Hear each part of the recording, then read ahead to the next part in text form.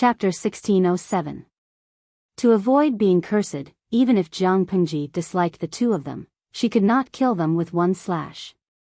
However, she could not kill them herself, but it did not mean that she could not kill them with a borrowed knife.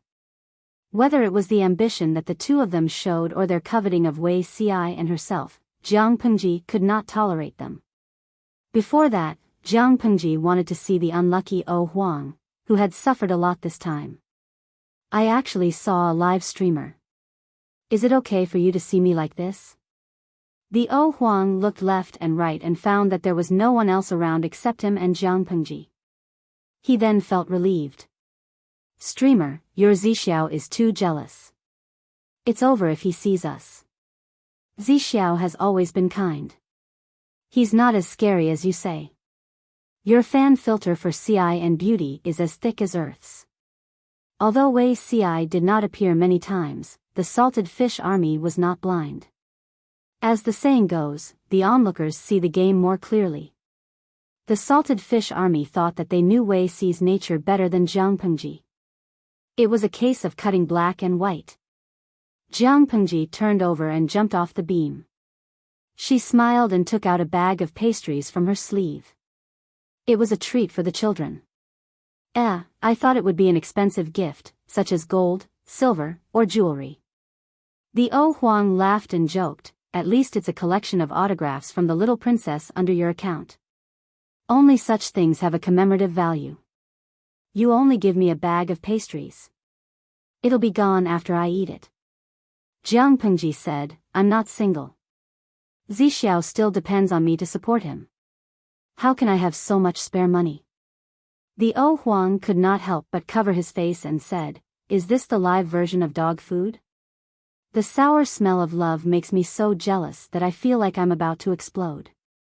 12 hours passed quickly, and the lucky emperor did not stay for too long. That night, the O Huang posted the gifts from Jiang Pengji on Weibo. Due to the limitations of the production process, the pastries did not look exquisite, but it did not affect their taste at all. Some people were envious, while others argued. They sourly said that Jiang Pengji was stingy. She was the most powerful feudal lord, but she only gave him a bag of pastries. Did she think that everyone had never eaten pastries since they were young? Could ancient craftsmanship compare to modern times? Jiang Pengji was considered to have a third of the people in the world. Giving some gold, silver, and jewelry was like giving a grain of sand to a mountain. Stingy. Faced with these anti-fans' comments, Lucky King posted another Weibo post. Gao Gao Pengsi CP Big Flag. I don't think the value of the gift lies in how much it can be sold for or how much profit it can make. The purpose of Dream of 1,000 Years is not to let everyone travel back in time to make money. The most important thing is the experience. That is the real value. The host was a very nice person. Although she only sent pastries, she sent them personally. In addition, the host is a considerate person. I will never regret being a fan of her in this life. There was also a mosaic on the Weibo post.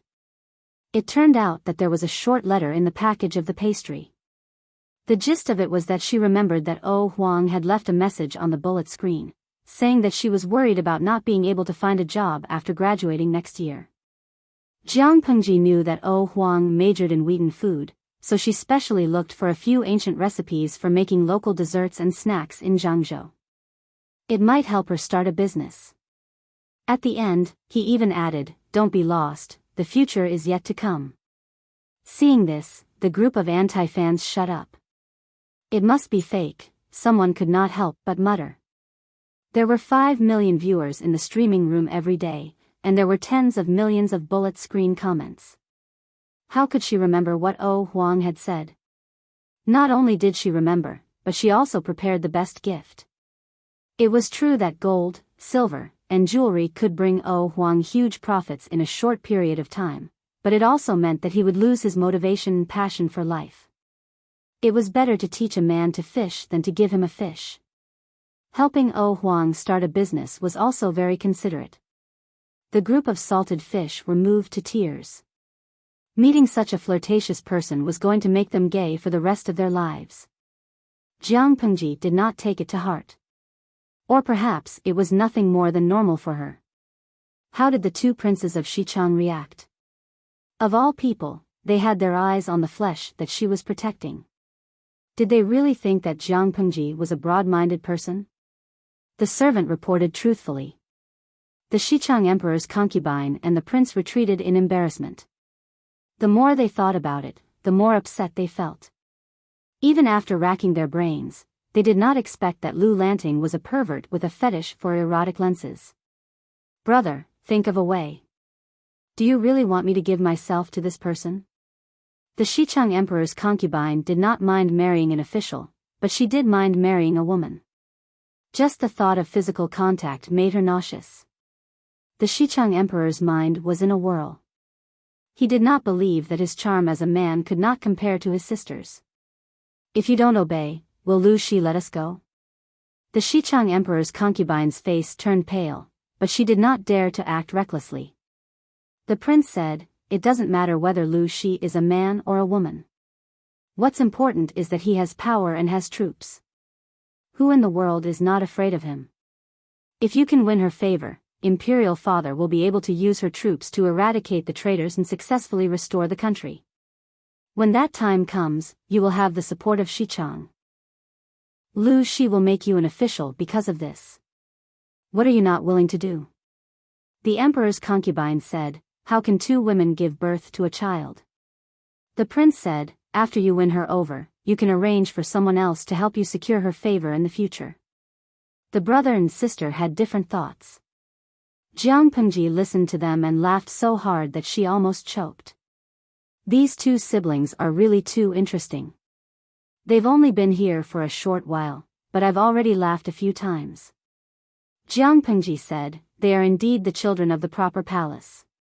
They are very familiar with the basic operations and procedures of palace intrigue. If I wasn't the person involved, would have believed them." However, no matter how interesting they could not be an eyesore. Jiang Pengji was busy fighting the Enchui of Nansheng. How would she have the time to waste on these two naive children? The next day, just as the emperor's concubine had made up her mind to agree to Jiang Pengji's request, the latter went back on her word. The reason was also very honorable. She was about to fight the Enchui and did not have extra troops and money to send on an expedition to Xichang. They came at the wrong time. The Xichang emperor's concubine's face turned pale. The emperor's concubine was so angry that she almost vomited blood. However, Jiang Pengji rejected them openly. There was no room for negotiation. They could only accept reality. The emperor's concubine suspected that Jiang Pengji was angry because she could not have her. However, when she tactfully suggested that she was willing to serve Jiang Pengji, the latter actually feigned ignorance and rejected her with a straight face. This made the emperor's concubine lose face. She was embarrassed and angry. They came in a hurry and left in a hurry. When the Xichang emperor's concubine left, Jiang Pengji gave them a batch of money. It was enough for them to return to Xichang. However, would they go back obediently? Of course not. According to their private inquiries, Jiang Pengji was extremely fearful of Enchui. There were faint signs that she was not his match. If Jiang Pengji was unwilling to send troops, then they would turn around and ask Enchui for help. Chapter 1608. I understand. You may leave. Upon receiving news that the Xichang emperor and prince did not return to Xichang obediently but instead changed to Nansheng, Jiang Pengji knew what they were planning. Even though she had played a part in guiding them, the cooperation between the two of them was beyond her expectations. Xichang has been at war for a long time. These two must have suffered for a few years. Why are they still so ignorant? Jiang Pengji was rather surprised.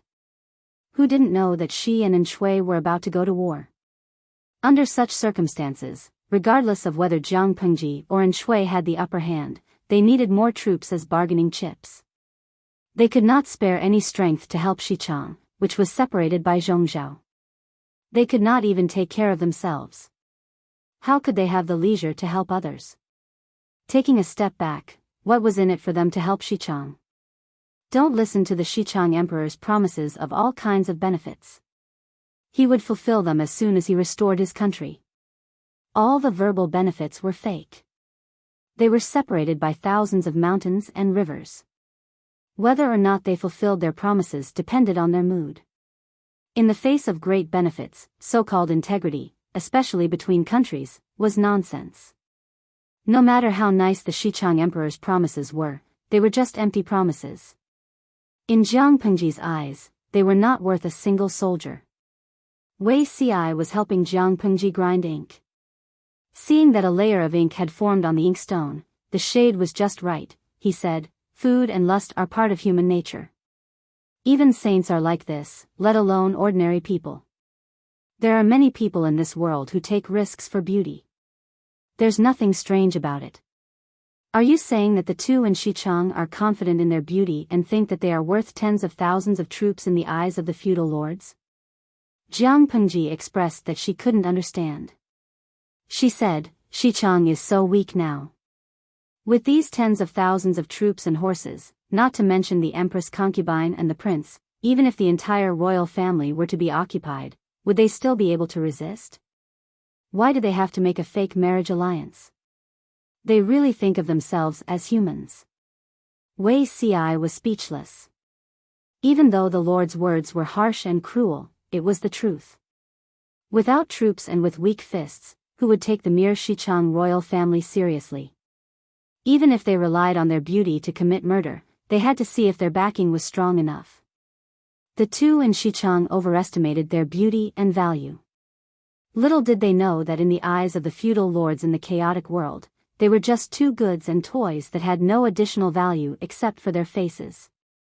Jiang Pengji said confidently, "Enshui isn't me.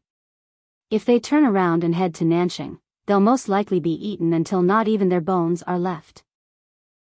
If they were to return to Xichang, they would not end up well. It would be better if Enshui took a liking to them. At least they would be able to enjoy a period of glory and wealth before they die." Wei Ci sighed. Of course, everyone has their own fate. I will not sympathize with them. He remembered that in his previous life, Xichang was the country with the most feudal vassals within its borders. Their sacrifices in battle were also the most tragic. Usually, a feudal vassal would be replaced by another within a few months. At first, the royal family was the target of public criticism and was often treated as a monster by the feudal lords to farm experience and fame. According to incomplete statistics, from the beginning to the end of the chaotic era, there were no less than 300 uprisings among the feudal vassals in Xichang. The largest vassal ruled half a province, while the smallest only ruled a village. With a few hundred people, they could call themselves a vassal. The royal family of Xichang was repeatedly suppressed and squeezed out of their only living space. In the end, they holed up in a barren small mountain village. The other feudal lords looked down on them and did not bother to fight. In order to make a living, the emperor farmed and the empress farmed and knitted to earn pocket money. The concubines who had given birth and had not given birth were sold to the brothel to earn money. Because he was too idle, the emperor was keen on making babies. After a few years, he had many children. The more he was born, the poorer he was, the more he had children. The key was that all the children he gave birth to were beauties. In the end, he was reduced to selling children to earn money. Currently, the royal family of Xichang had the help of some loyal old officials, so they were not in such a miserable state. But in another 2 years, that might not be the case. Even though the children of the royal family of Xichang were really miserable, Wei Ci could not feel sympathy. He still remembered the scene in his previous life when the emperor of Xichang sent his 3 sons of a suitable age as tributes to the emperor to be his concubines. What the hell? The emperor's body was precious, yet he dared to covet 3 seductive little bunnies? He thought there would be no more drama in this life. He never expected the emperor of Xichang to send a pair of children over for a marriage alliance. Why didn't he see if he had the qualifications before the marriage alliance? Wei Ci had already predicted the outcome of the Xichang siblings, but he didn't expect them to end up worse than he had imagined. In the end, they only had themselves to blame. And Shui was not Jiang Pengji. Even though he had damaged his body due to the years of wandering and being unable to continue the family line, other than that, his functions were normal. Naturally, he had the needs of a normal man. The princess of Xichang was a rare beauty in the world. In a flourishing age, she would be the object of pursuit by the scholars of the world. In troubled times, she would naturally be the spoils of war that men fought over for power. The princess of Xichang had naively thought that by offering herself up, she would be able to exchange for troops through marriage. Little did she know that it was just her wishful thinking. They could obtain their bodies without paying any price. There were only 22 people in Xichang. They couldn't even escape from a slightly larger bandit lair, let alone in Shui, who was the strongest marquis in Nanxing. The princess of Xichang only found out about this later. And Duishi, you're going back on your word. The next day, the princess of Xichang realized that Shui's attitude was strange. Her face turned pale. In Shui's eyes, the princess of Xichang was just a pretty face. She was a slave vase with no power or backing.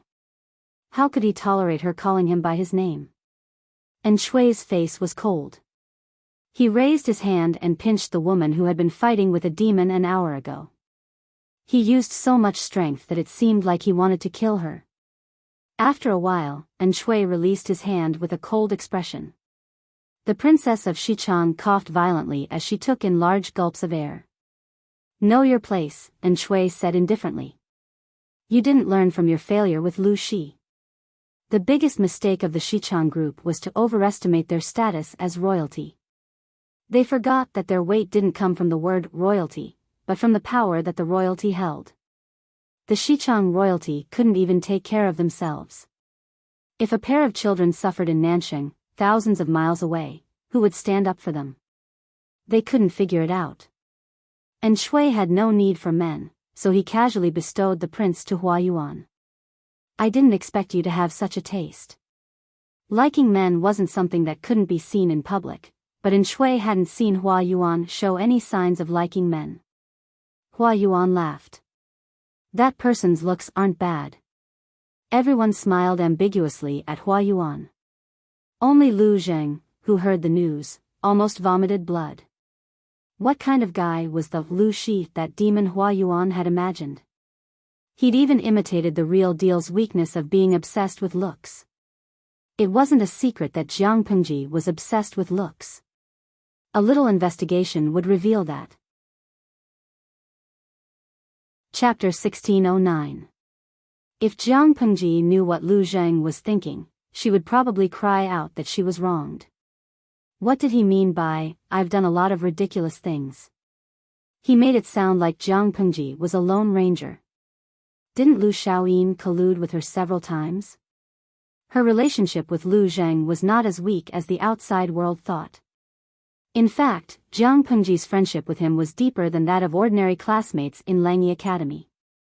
To be honest, they were probably acquaintances and bad friends. They had played together before. The two met at Jishan Hot Spring. At that time, Lu Zheng was not as calm as he was now. He looked like a lively and righteous young man. At the very least, Lu Zheng would tell Jiang Pengji, we'll be classmates from now on. If anyone makes things difficult for you at the academy, you can tell them my name. Or something like that. But now? It was good enough that he did not beat Jiang Pengji to death. When Jiang Pengji was 12 or 13, she followed Master Yuanjing to Langyi County to study for 3 years. During the first year in Langyi County, Lu Zheng did not go abroad to study. He kept his promise and took care of Jiang Pengji. Of course, he soon realized that Lu Langjun was not afraid of trouble. It was good enough that she did not take the initiative to look for trouble. For example, she heard that a woman was beautiful, so she skipped her teacher's class to peek at her. Coincidentally, the local tyrant of a small town was robbing women and forcing the old man to send his daughter to the tyrant's house to be a cheap concubine. Lu Zheng was angry, but he was born in a poor family and did not dare to cause trouble.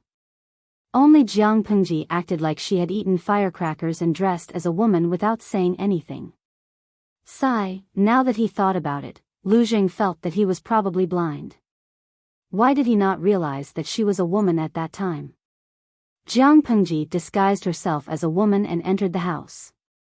Not only did she beat up the local tyrant, but she also grabbed his parents and hung them on the beam of the house. She used straw ropes to whip them. While she whipped them, she asked them if they were ashamed and if they knew they were wrong. She also asked if the local tyrant's father had entered the pigsty by mistake 18 years ago. She also asked the local tyrant's mother if there was anyone with the surname Wang next door. Jiang Pengji's mother Lu Zhang and a few students who skipped class leaned on the low wall and watched Jiang Pengji get rid of the tyrant. This won't kill anyone, right? Can a straw rope kill someone? Lu Zhang said, isn't the point that this kid has a vicious mouth? His classmates said with lingering fear, it's indeed a bit vicious. Even a shrew on the street wouldn't be able to come up with so many tricks. Lu Zhang fished out a handful of melon seeds from somewhere. His 4 classmates leaned against the low wall and watched Jiang Pengji beat them. The shells of the melon seeds fell to the ground. By the time she was done, the servant who had gone to the government office to report the case had also arrived with the bailiffs. The 5 of them picked up their clothes and slipped away. You were the one who beat him up, so why should we help you escape? If Mr. finds out, he'll be in deep trouble. Jiang Pengji said matter-of-factly, if I can't escape, I'll rat you out and say that you instigated me to do it. Among the 5 of them, the oldest was already in his 20s, and the youngest, Jiang Pengji, was only 13 years old. Most importantly, she looked harmless. Lu Jing said, you've caused a lot of trouble for them. Today you're standing up for that farmer father and daughter, but tomorrow they'll be in big trouble. Jiang Pengji sneered. What are you afraid of? Lu Zhang had an ominous premonition. As expected, as soon as that family showed signs of taking revenge, Jiang Pengji skipped class to beat them up. She tortured the family until they were bald. In the end, they couldn't afford to offend them, so they moved back to their hometown with their tails between their legs. Even the local gangsters in the neighborhood didn't dare to bully the father and daughter anymore. It's not enough to simply stand up for them. We have to ensure the quality of the after-sales service so that the victims can rest assured. Lu Zhang was speechless. Fighting for justice was a small matter. She was good at making people seethe with anger at all kinds of elegant poetry gatherings. Looking at the children of the aristocratic families in Langyi County, there was almost no one who hadn't been rebuked by Jiang Pengji. If there was, it was mostly because the other party was too weak and she looked down on them. How did the news of Jiang Pengji's beauty complex spread? It turned out that Jiang Pengji had visited all the red light districts and alleys in Langyi County. She knew which place had good-looking girls, which place had nice decorations, which place had delicious food, which place had good wine. She was very familiar with them. At first, people thought that she was a playboy with an unrestrained private life. Until someone invited her to visit a brothel, they found out that she only hugged and did not stay for the night. If you don't stay for the night, then what's so interesting about staying here? Sure enough, he was still a young man who didn't know anything. Only children liked good wine and delicacies. Adults preferred to have big breasts. Jiang Pengji answered, they are good-looking, but I only look at good-looking people. The other ugly ones will dirty my eyes. A playboy with bad intentions said, the young Lang Jun from XX's family is good-looking. Why don't you go to see him? The young Lang Jun from XX's family was also famous in Langyi County for being a good-looking man with a pretty face. He was a good-looking man with a pretty face. Apart from killing people, he had been involved in all kinds of bad things. Lu Zhang heard the hidden meaning in his words. He knew that the playboy wanted to instigate Jiang Pengji to cause trouble, so he wanted to stop him. Who knew that he would throw a firecracker into the latrine in the backyard that night and blow up the young Lang Jun? Turning her head, she framed the hedonistic young master who had instigated her and cleared herself of all the blame.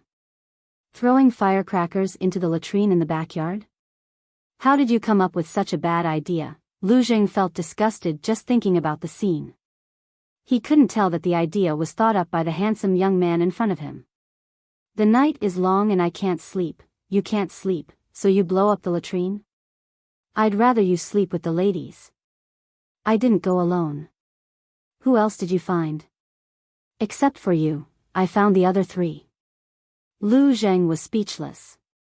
Xiao Yin, it's a pity that you didn't see it. Don't. I'm glad that I didn't see it.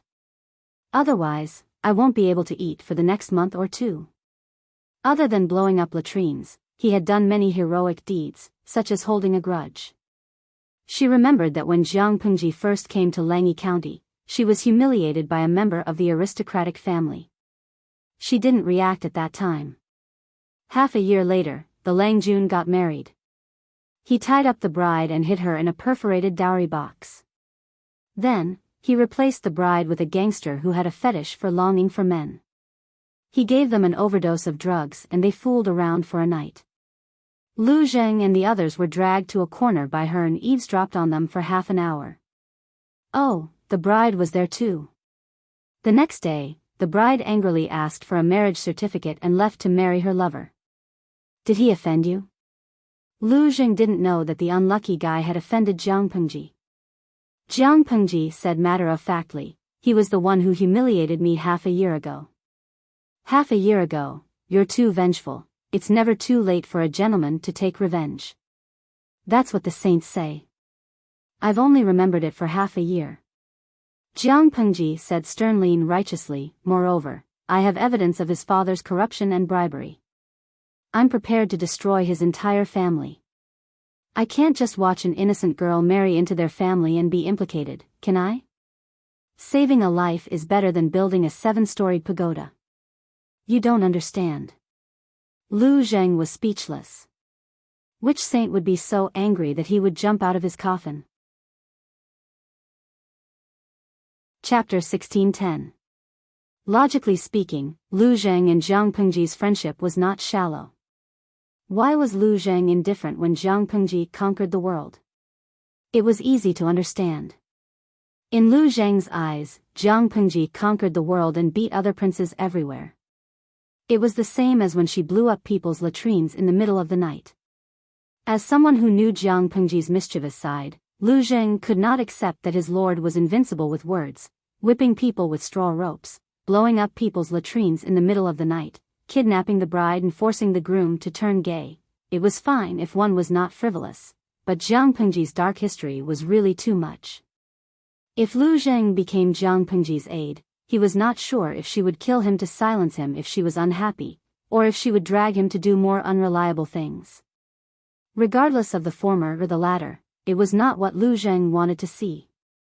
In fact, when Lu Zheng heard that Wei Ci sought refuge with Jiang Pengji, he felt pity for him.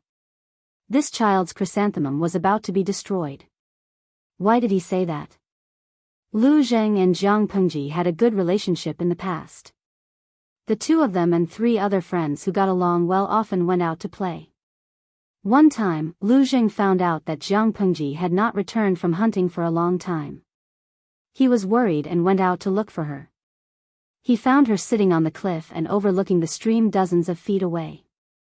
Lu Zheng did not dare to make a sound and disturb her, for fear that she would fall off the cliff and die in fear.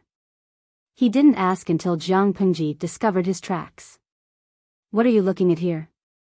The young man with a high ponytail smiled and said, a beauty coming out of the bath. Lu Zheng's eyes were fixed on her. He said in disbelief, who would bathe outside in the wilderness? The young man turned her head and the ends of her hair flew in an arc in the air. She supported her chin with one hand and said, Zixiao is a beauty. Lu Zheng laughed and scolded, you really know how to court death. With Zixiao's temperament, if you provoke him, he can kill you.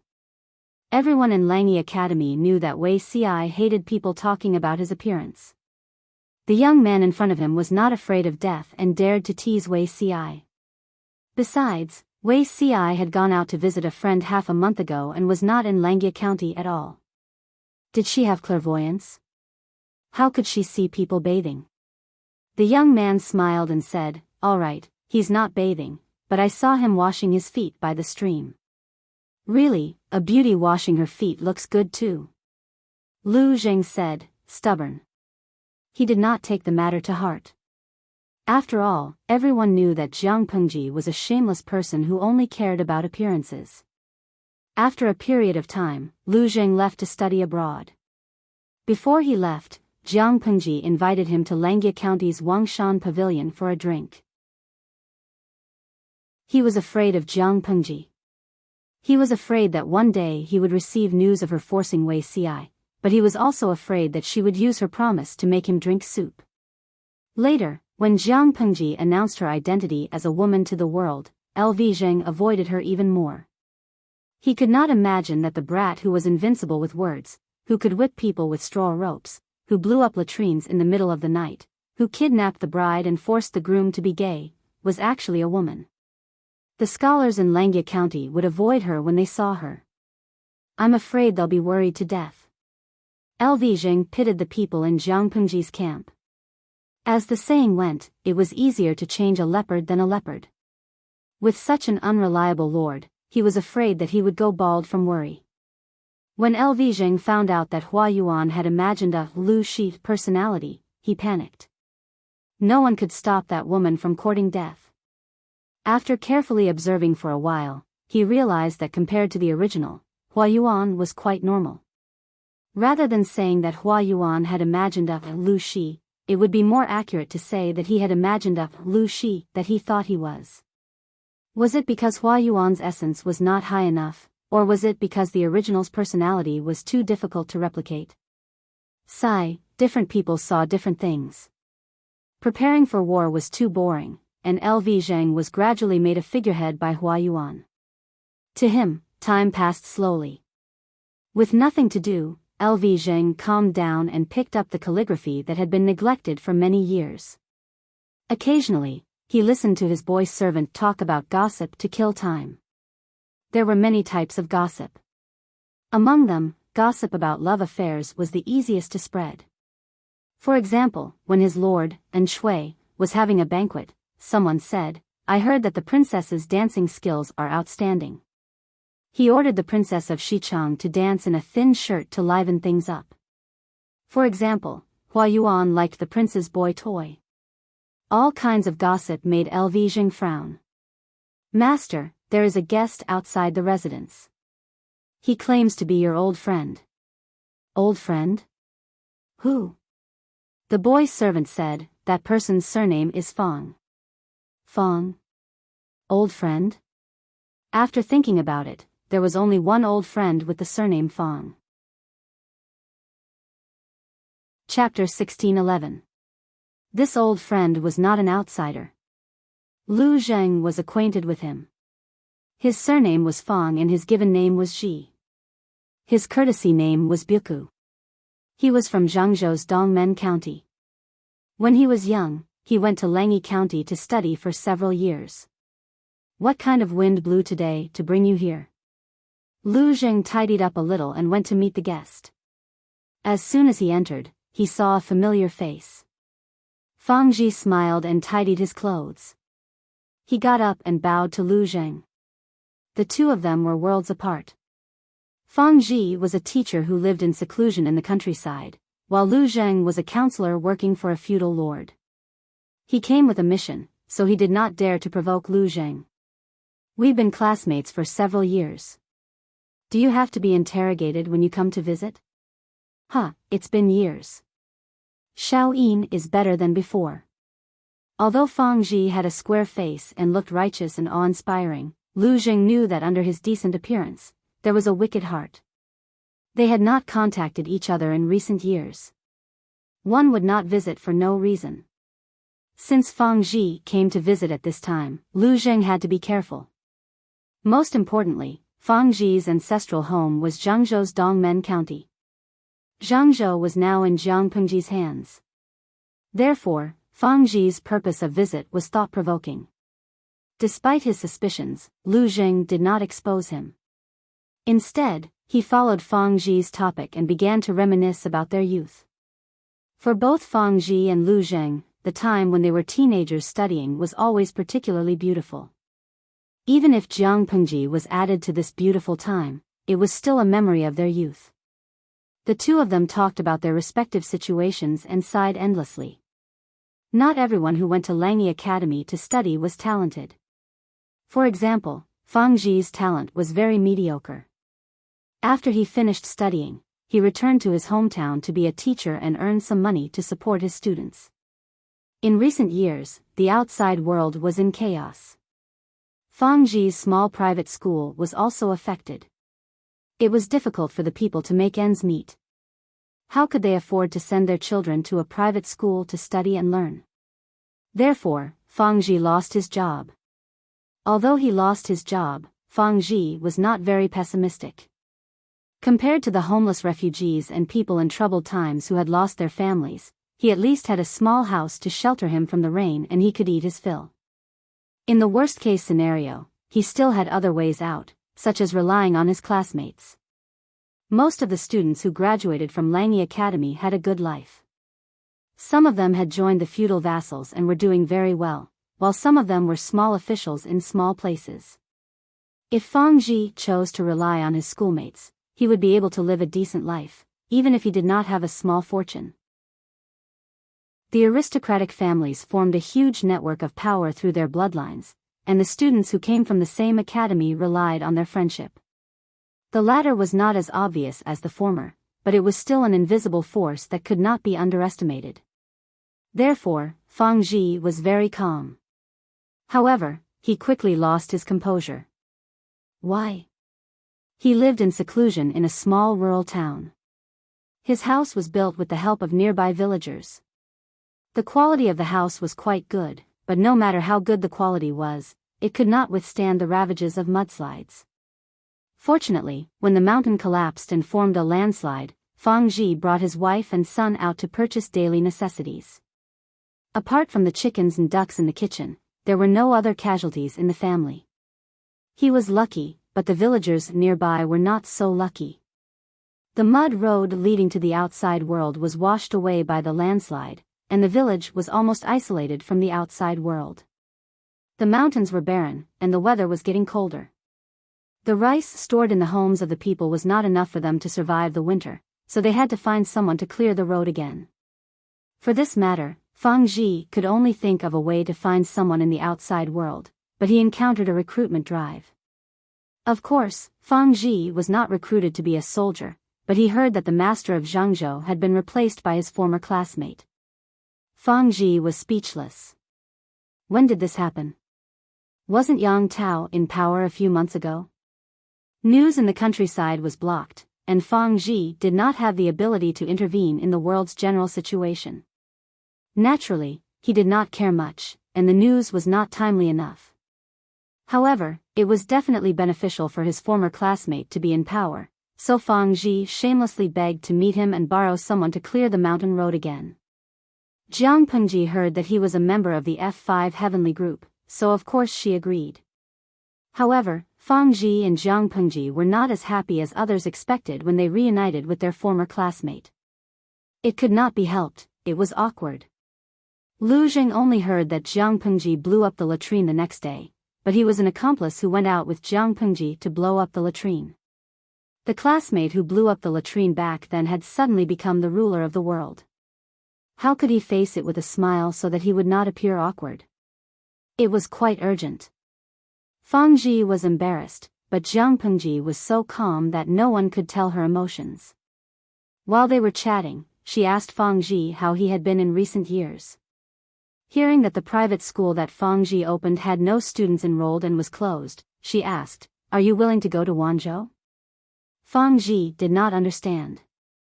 "You are now teaching at the Jinlin Academy in Wanzhou. You have a solid foundation, why don't you apply for a position as a teacher?" Jiang Pengji said, "You are idle here, but it is a waste of time. Ordinary farmers can't even keep themselves warm and fed, how can they have spare money to educate their children?" The Jinlin Academy was one of the projects that Jiang Pengji valued the most. She had been investing in its expansion all these years, and there had always been a shortage of teachers with a solid foundation and a good character. Fang Ji was indeed very mischievous when he was young, but his character was not bad. He was as upright as his name suggested. If Fang Ji went to teach at the Jinlin Academy, Jiang Pengji could protect him and help Master Yuanjing share some of the pressure. Fang Ji was silent for a while before he said, "What Master Lanting said is true," but Jiang Pengji knew what he was hesitating about. The atmosphere at the Langyi Academy was good in the past, and Master Yuanjing treated everyone equally. Very few students felt that they were neglected or that they were born inferior. If not for that, Lu Zheng and a few students from humble backgrounds would not have been able to mingle so well with Jiang Pengji. However, there was a time limit to studying. Once they left the Langyi Academy, the benefits brought by the students' original families would be exposed. It was not that Fang Ji did not try to become an official. Firstly, he was not cut out for it, and it would be difficult for him to achieve anything as an official. Secondly, he did not have the means to become an official, so he could only go to the countryside to teach, in an attempt to let more ambitious farmers become literate and change their lives of poverty. Fang Ji was not famous, and the private school that he opened was also unknown. The rich families did not fancy it, and the ordinary people could not afford it. In the end, Fang Ji could only pay for it, and he barely had a few students.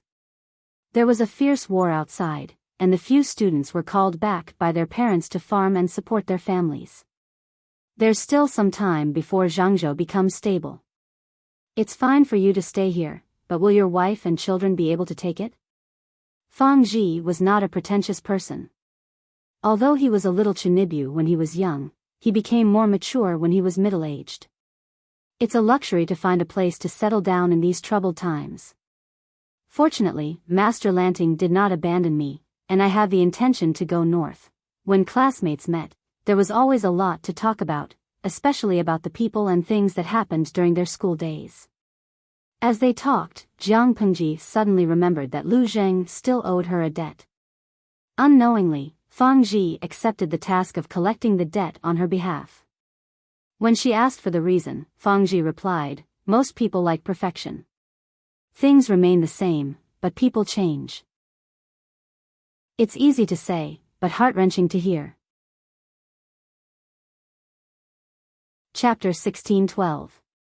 For this simple reason, Fang Ji appeared in front of Lu Zheng. Zi Zai Chuan once said, "Time flies. Day and night." Fang Ji took the initiative to lead the topic to his destination. He sighed and said, "It's a luxury to meet my classmates in the past. I met Lu Shi, the Duke of Lanting, a while ago. She's changed a lot." Lu Zheng snorted softly. How could she not change a lot? She was the only person in the entire Langyi Academy who had changed beyond recognition. Not only had she changed from a hedonistic aristocrat to a feudal lord, but she'd even changed her gender. Fang Ji saw that Lu Zheng had no intention of talking, so he brought up the interesting events of his youth. However, he was the only one smiling awkwardly. Lu Zheng didn't even bat an eyelid. After a moment, Fang Ji said, "Xiaoyin plans to follow Enchanting to the end of her life?" Lu Zheng retorted, "How are you so sure that my lord is no match for Lu Shi?" Fang Ji said, "Lu Shi and Enchanting. Whether Enchanting wins or loses, Xiaoyin, ask yourself, will you have a good ending? Even though you've lived in the countryside for a long time and rarely heard about the affairs of the feudal lords, you heard a few things on the way here. Justin Duishi's behavior is beneath Xiaoyin's notice, to say nothing of anything else. With your temperament, why would you wholeheartedly help a ruthless, and merciless tyrant? It's true that the four factions of Nanman have a deep grudge against Enchanting, but Enchanting's behavior isn't just for revenge. It's more like he's venting his cruelty. You have many conflicts with him. Now, there's Hua Yuan whom Enchanting favors. Your situation." Lu Zheng raised a hand to signal for Fang Ji to shut up. He really didn't want to hear this. "You're here to persuade Lu Shi?" Fang Ji laughed bitterly. "This lowly one is mediocre and clumsy. How am I qualified to be Lu Shi's persuader?" Lu Zheng sneered. "Clumsy? I didn't hear it, but you make sense. Why doesn't Xiaoyin consider it carefully?" Fang Ji said. "You're looking at Enchanting coldly. He's not a good lord. What conflict was the most difficult to reconcile between a subject and a lord? Of course, it was political stances and opinions. Lu Zheng was not a person without a mind of his own, and he was quite stubborn. Unless one side backed down, he and Shui would have an irreconcilable conflict because of their political views, and LV Zheng's fate would not be good. Fang Ji didn't want to see Lu Zheng die in Jiang Pengji's hands, but he also didn't want to see Lu Zheng killed by someone who wasn't a wise ruler. Lu Zheng shook his head. This matter couldn't be resolved with careful consideration. It was true that he didn't like Shui, but he wouldn't join the other side just because of this reason. Lu Zheng's humble background had already been criticized by others. If he were to make such a capricious move, it was unknown how others would judge him. Most likely, they would use their bloodline as an excuse. For example, they would say that the son of a lowly person did not have the demeanor of a scholar, and that he was a slave to Langyi Academy. Fang Ji sighed. I knew that you would reject me, but I didn't hold any hope. I only hoped that you would consider it carefully and not regret it. This was the advantage of knowing one's background. After Lu Zheng rejected him once, Fang Ji would not insist on persuading him because it was unnecessary. Lu Zheng's confidence was firm. He would not change his stance just because of a few words. If he forced Lu Zheng to accept Fang Ji's recommendation, it would be counterproductive. Lu Zheng accepted his kindness and nodded in agreement. I will consider it carefully. Little did he know that Fang Ji had not given up. Instead, he chose to use a roundabout way to save the country. To be honest, Xiao Yin, an old friend, asked me to collect an old debt from you. Lu Zheng was stunned. He didn't know when he owed someone a debt and even provoked Fang Ji to personally come to his door to collect it. What debt? Fang Ji said, Xiao Yin, do you remember that you owe someone a promise? A gentleman keeps his word. You're also a person who keeps his word. You won't go back on your word. Lu Zheng thought for a while and knew who the debt collector was. He never made promises easily. Of course, what he owed Jiang Pengji was not a promise, but a gambling debt. After thinking about it, Fang Ji was probably here to collect the debt on behalf of Jiang Pengji. Naturally, I won't go back on my word. Lu Zheng asked, what did the creditor ask you to tell me? Fang Ji said, she asked you to accept your loss. Ha, women. Lu Zheng sneered in his heart. Byuku, ask her what she said at the time. She had said that her request would not be for the two of them to collude. She would kill someone and he would hand over a knife. If Lu Zheng really joined her side and helped her conquer the world, what was the difference between that and handing over a knife to someone? It would be helping a tyrant do evil. Not to mention, Lu Zheng was about to say something, but his expression suddenly froze. His eyes widened to the size of copper bells, and he suddenly shouted. Not good. Not good. Fang Ji was scared out of his wits. He hurriedly asked, what's not good? Lu Zheng looked like he wanted to say something but hesitated. His bet with Jiang Pengji all those years ago had a premise. If Zixiao becomes mine in the future, you have to agree to one of my requests as long as it doesn't go against the principles of a gentleman.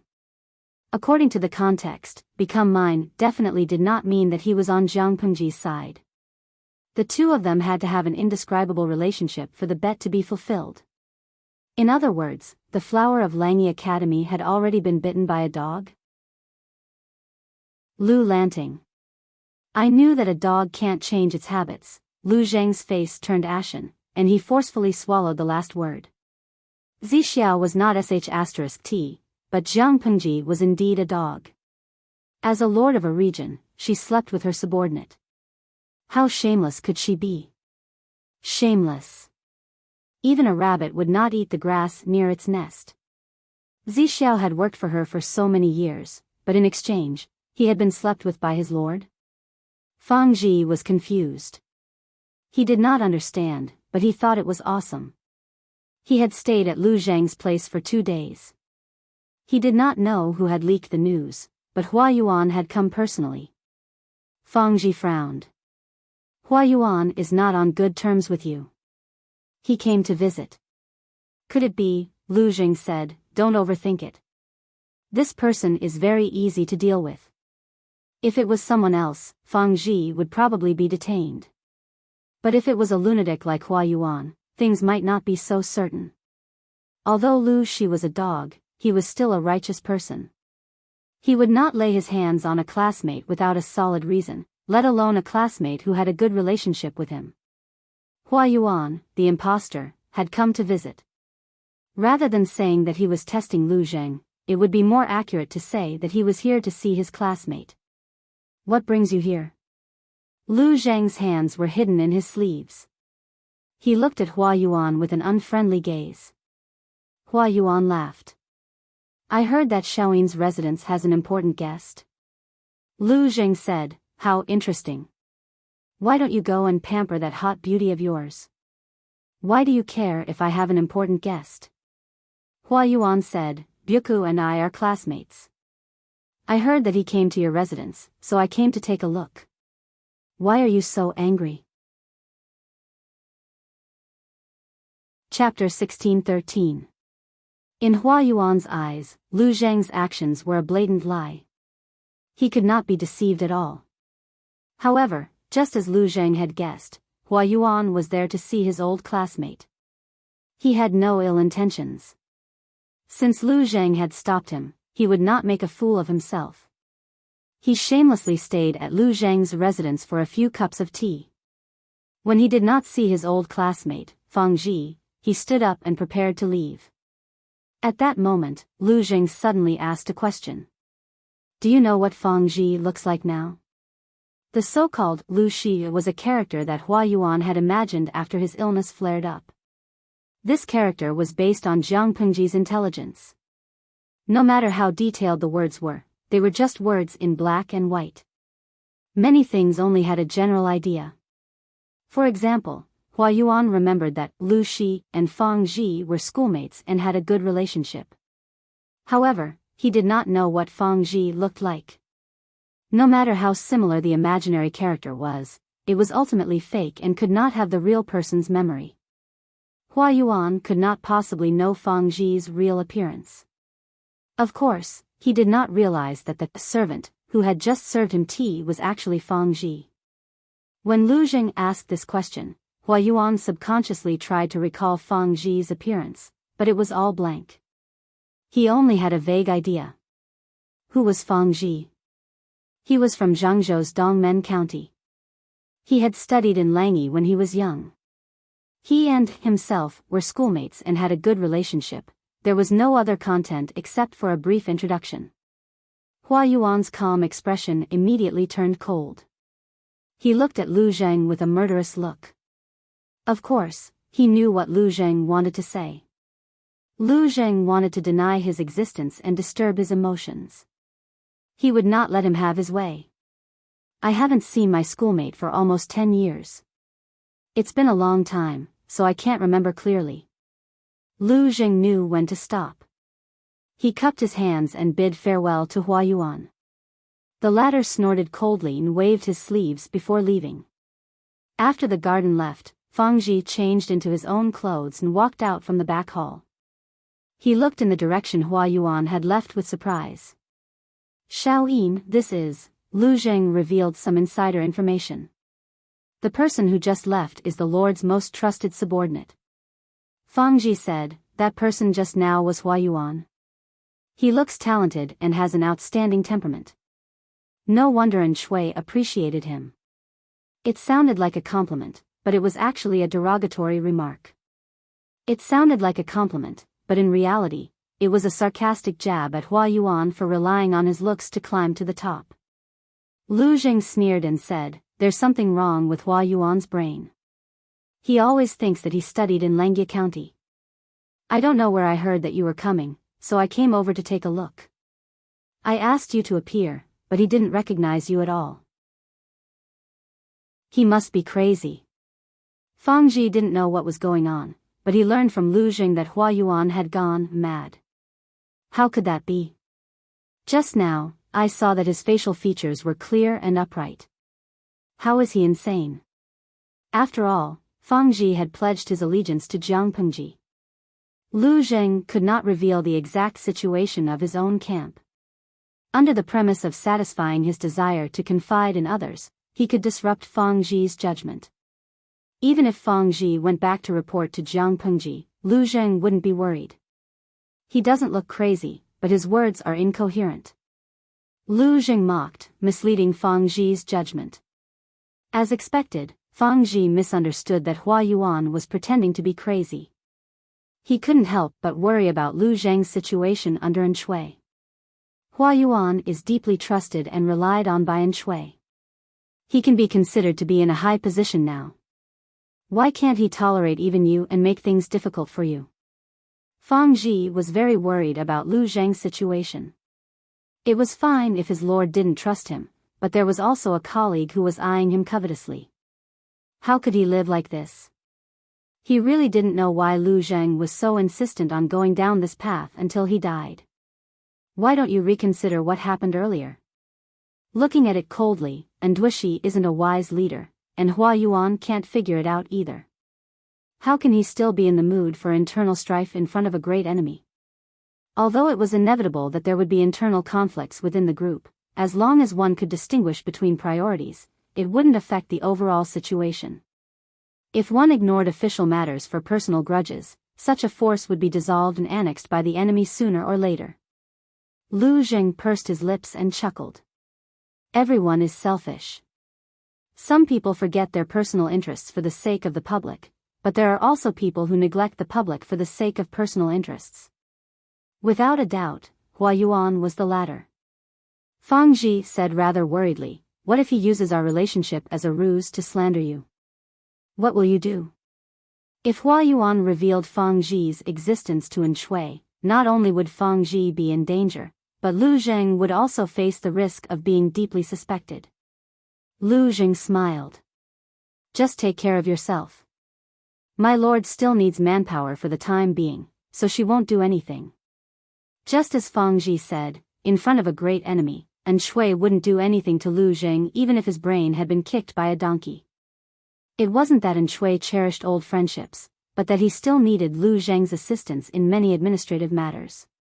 Lu Zheng had helped Enchanting develop the group from nothing to today's scale. He had put in a lot of effort and energy. How could a mistress like Hua Yuan, who had stepped in halfway, completely replace him? Enchanting wanted to kick Lu Zheng out, but he had to first find a suitable successor. Fang Ji saw that Lu Zheng was confident, so he wasn't worried anymore. He and Lu Zheng were classmates, after all. How could he bear to see him die a horrible death? Although he had nothing to do at home, Lu Zheng wasn't under house arrest. He could still secretly send Fang Ji away safely. A few days later, Fang Ji returned to Jiang Pengji along the waterway to report everything. She was silent for a long time after listening. Fang Ji couldn't help but put in a good word for Lu Zheng. Xiaoyin's temperament. Without waiting for Fang Ji to finish, Jiang Pengji said, "In any case, we were classmates. As long as he wants to live, I won't kill him. I didn't even do anything to Qingjing, let alone Lu Zheng. For the sake of the Buddha, Master Yuanjing is old. He only has 4 direct disciples. If I can protect them, I will protect them all. Of course, if Lu Zheng takes things too hard and insists on stepping on my bottom line, I can't keep him." Fang Ji stopped talking. He knew that this was the biggest concession and promise Jiang Pengji could give as a feudal lord. "If that's the case, I'll be so bold as to thank you on behalf of Xiaoyin." Jiang Pengji smiled. "Buku has a lot of confidence in me." Fang Ji said, "I'm not trying to flatter you, and I don't know much about the situation." On the surface, Enchanting has indeed lost. He didn't believe that Enchanting couldn't see that the old faction led by Lu Zheng and the forces led by Hua Yuan were at odds. As the lord, she didn't think about balancing, mediating, but allowed them to fight. Even if they succeeded, there would be many twists and turns, and they wouldn't be able to protect their foundation in the future. On the contrary, Fang Ji felt that his old classmate was more reliable. The only shortcoming he had was probably the fact that he had children. Fang Ji made this trip on behalf of Jiang Pengji. Of course, it wasn't just to collect debts from Lu Zheng. He had another mission. According to Fang Ji's description, a war between the two families would probably break out soon. Chapter 1614. Langjun, this is the boundary of Langya County. Look outside. Spring flowers are blooming. Although it was a chilly season, the terrain of Langya County was different from the outside world. Spring came earlier than usual. Takshu changed out of her heavy, cotton-padded jacket and into a bright, light yellow dress. The hem of this dress was extremely long. When Takshu walked and spun her body half around, the folds of the dress would spread out. She easily spun in a big circle and left an arc in the air. Jiang Pengji looked at her blushing cheeks and said with a smile, "Spring is here. You're more delicate. I don't know what honey you ate. Why is it so sweet?" Takshu blushed. Jiang Pengji blinked and said, "Don't you know best what honey I ate? I should ask you what kind of magic potion you've been feeding me all day. I look left and right. Why is our Takshu so beautiful? The spring scenery outside is not as beautiful as your eyebrows." The two of them sat in the carriage and chatted. The curtain was rolled up. Clear sunlight poured in and dyed the carriage golden. They did not deliberately lower their voices. Naturally, their voices were heard by the carriage closest to them. Master Yuanjing was playing chess in the carriage. Occasionally, he was distracted and heard Jiang Pengji's words. He smiled and shook his head. Frivolous. Tang Yao frowned and muttered, "You're so young, but you have so many flowery words." Lu Shi's young Langjun was still a few days away from his 13th birthday, but he had a lot of flowery words to tease the maidservants. He was so frivolous and did not know how many girls he would harm in 2 years. Who knew how he would get mixed up in the inner circle? Master Yuanjing said helplessly, "Being able to speak well is also a skill. If Lu Shi's young Langjun can win the hearts of girls, he won't have to worry about marriage in the future." At that moment, Wei Ci had a question to ask his teacher. When he heard what Master Yuanjing said, his expression became strange. "Teacher, are you serious?" Some people did not like Jiang Pengji, but of course, there were people who liked her. For example, Lu Zheng, who was shameless and squeezed into the same carriage as Wei Ci. This new classmate is quite interesting. He's not like the others who always act like gentlemen. He's very lively. LV Zheng commented on Jiang Pengji. Qing Jing, who was playing chess with LV Zheng in his spare time, lowered his eyes and said nothing. Han Yu, who was watching the game, said, "Xiao Yin, are you saying this because your senior and junior brothers are old-fashioned and boring? I've met Lu Lanting before. He's not as likable as he seems." Qing Jing didn't say anything, but he changed his previous steady and sure approach and killed Lu Zheng to express his dissatisfaction. Lu Zheng saw that he had lost the upper hand on the chessboard, so he simply lay on the ground and let Qing Jing beat him. He struggled passively. Although Han Yu and the others didn't have a high opinion of Jiang Pengji, LV Zheng still believed that seeing was believing. A person's heart could only be revealed after a long time. Besides, he was only 13 years old. It was the time for him to get out of his stupidity. It would be too difficult for Jiang Pengji to be mature and steady like a weak scholar. Of course, this was not enough to win LV Zheng's favor. What LV Zheng liked the most was Jiang Pengji's equal attitude towards others. Because of his family background, LV Zheng didn't have many friends in the academy. There were only a few whom he could confide in. When he heard that the flower festival was Jiang Pengji's birthday, LV Zheng specially gave her a gift. The gift wasn't expensive, but it was thoughtful. In return, Jiang Pengji invited him to drink with prostitutes. Drinking with prostitutes is not bad. Prostitutes' wine, prostitutes' wine. When LV Zheng came back to his senses, he was already in a brothel filled with the fragrance of rouge and cosmetics. "Why are you here?" Jiang Pengji said matter-of-factly, Didn't I promise to invite you to Chongqing Lane for a drink at Jishan Hot Spring? But the crown prince of the Count of Jinbei died so suddenly that I forgot about it. As the saying goes, a gentleman never goes back on his word. I can't easily break my promise. Chongqing Lane was a famous red light district near Jishan Hot Spring in Shangjing. It was a gentle place for men and a gathering of all kinds of beauties. Lvijing blushed and almost knelt before Jiang Pengji. Jishan Hot Spring is Jishan Hot Spring. This is Langya County. What's the difference? Lvijing wanted to cry but had no tears. If the teacher finds out that we're looking for prostitutes, we'll be finished. His teacher never used a ruler to punish his students. He liked to punish them by making them copy books in all kinds of postures and positions. If he said this, it would probably cause misunderstandings. For example, a while ago, someone broke the rules of the academy and was punished by the teacher to copy books. He had to squat down with bamboo slips weighing more than 10 kilograms on his head. Another time, he was punished to copy in the middle of the night when he was sleepy. He said that he wanted his words to absorb the essence of the sun and the moon. He really didn't know how these crafty and inexhaustible methods came up with them. Jiang Pengji rolled her eyes and said, "Who told you it's looking for prostitutes?" I said it's drinking. Do you want to stay in the arms of a prostitute? Lvijing was speechless.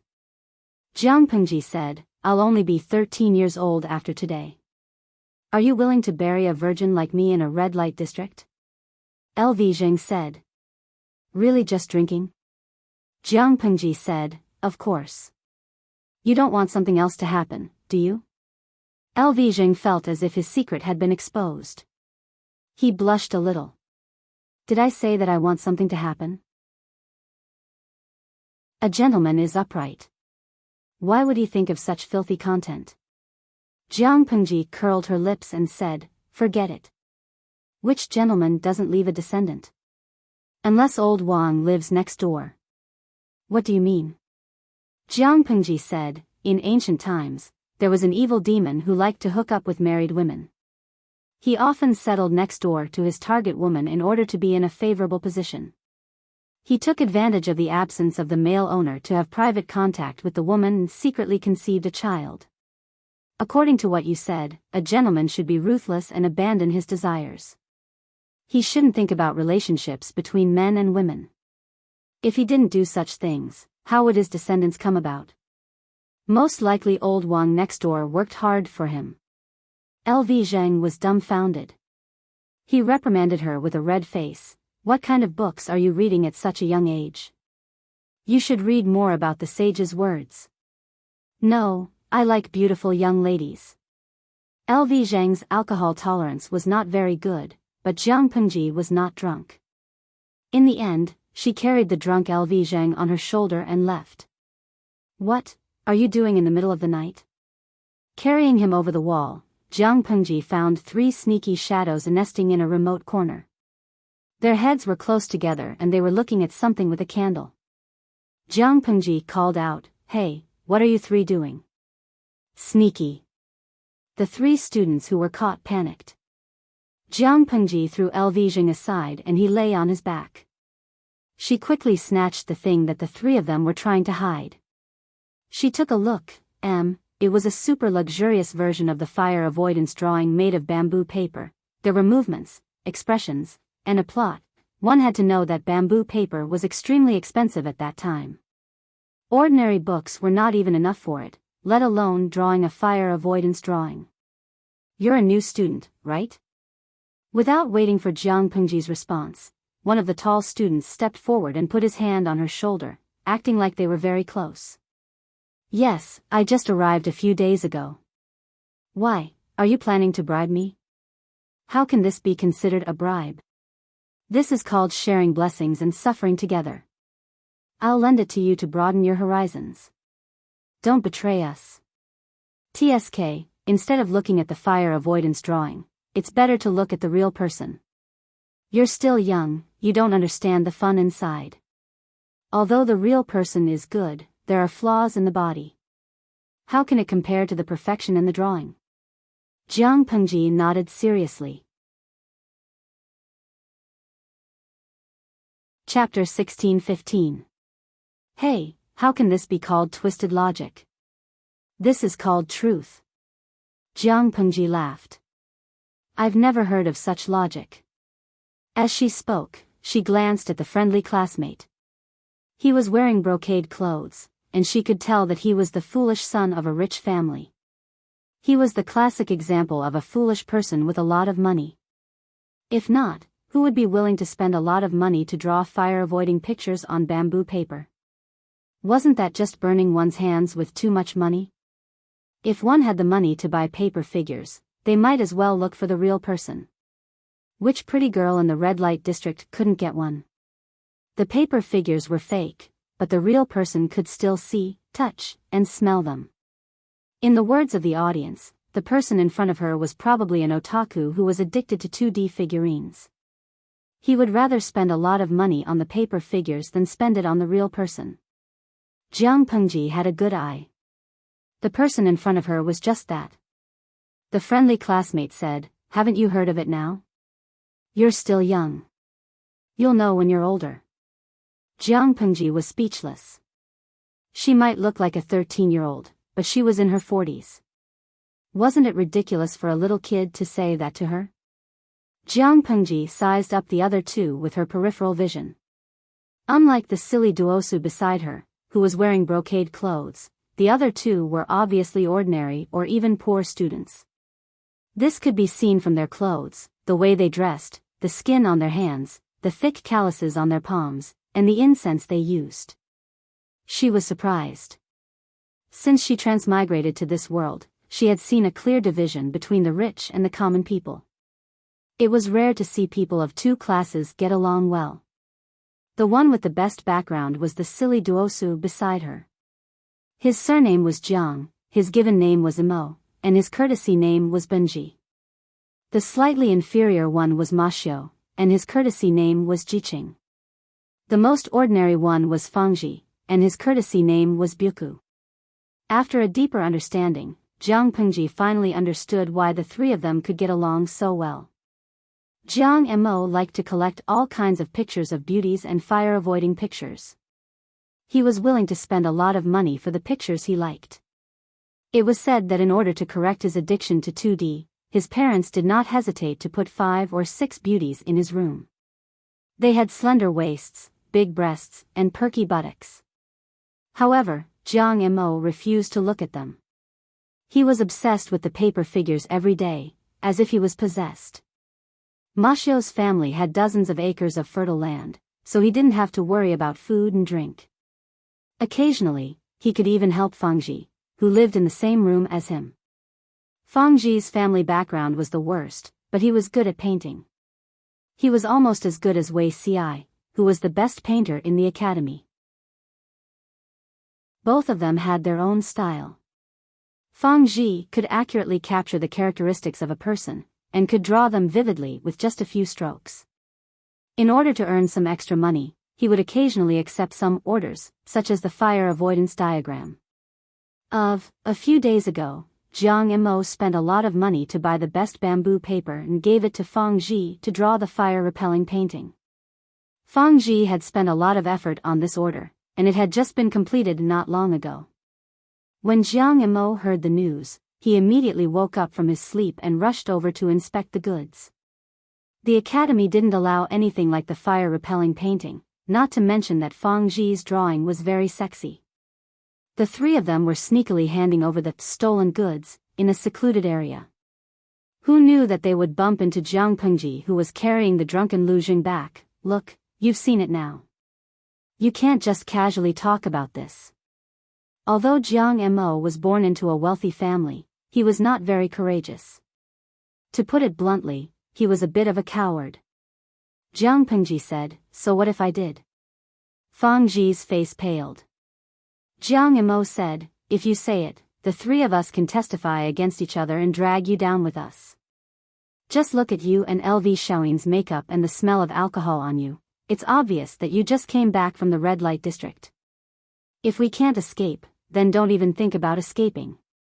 Because each of them had something on the other, they hid it from each other and actually used it to shorten the distance between them.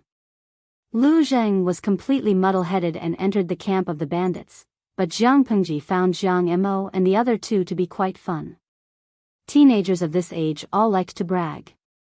Jiang Mo, for example, claimed that he had been through hundreds of battles even though he hadn't even given his virginity to anyone. When they started to talk dirty, each of them blushed at Jiang Pengji's words. They had no actual combat experience and no theory, yet they still learned to brag. Old CG taught them what it meant to be a high level. I know a drawing method that not only looks good, but it can also make people move. Jiang Mo asked curiously, the drawing can move?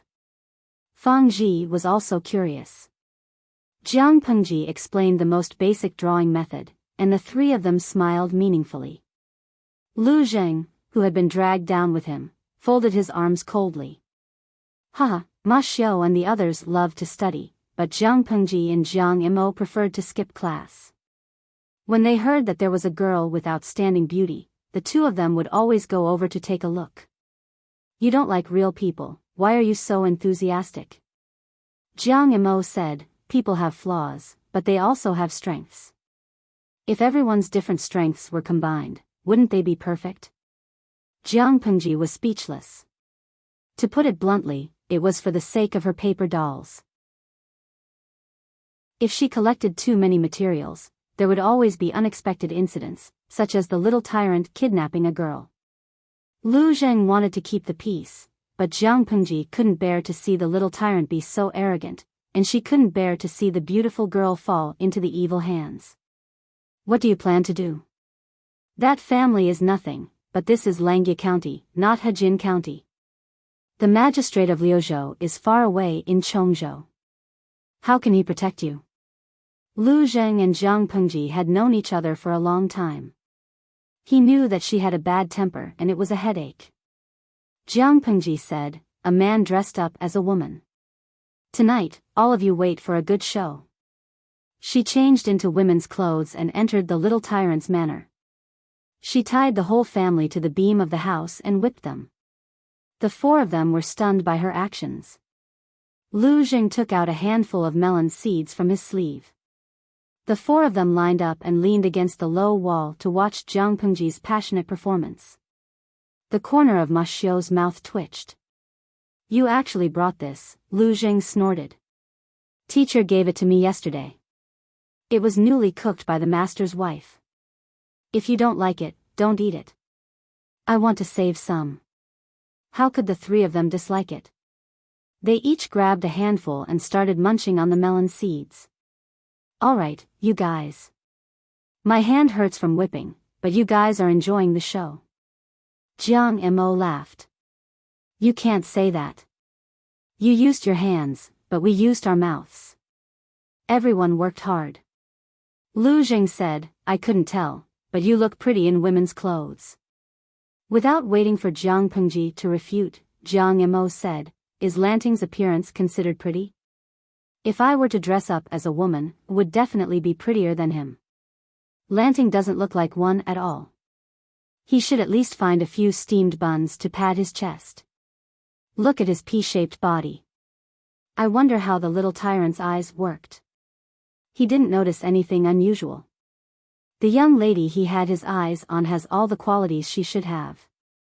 Jiang Pengji was speechless. Ma Xiao laughed. If Lanting is a woman, then her husband is most likely interested in men.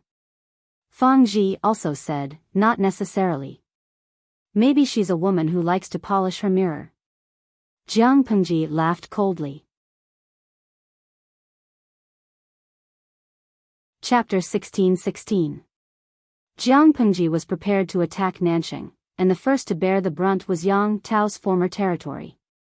The ones who were most worried weren't in Shui and the others, but the aristocrats who had betrayed Yang Tao. They were burning with anxiety.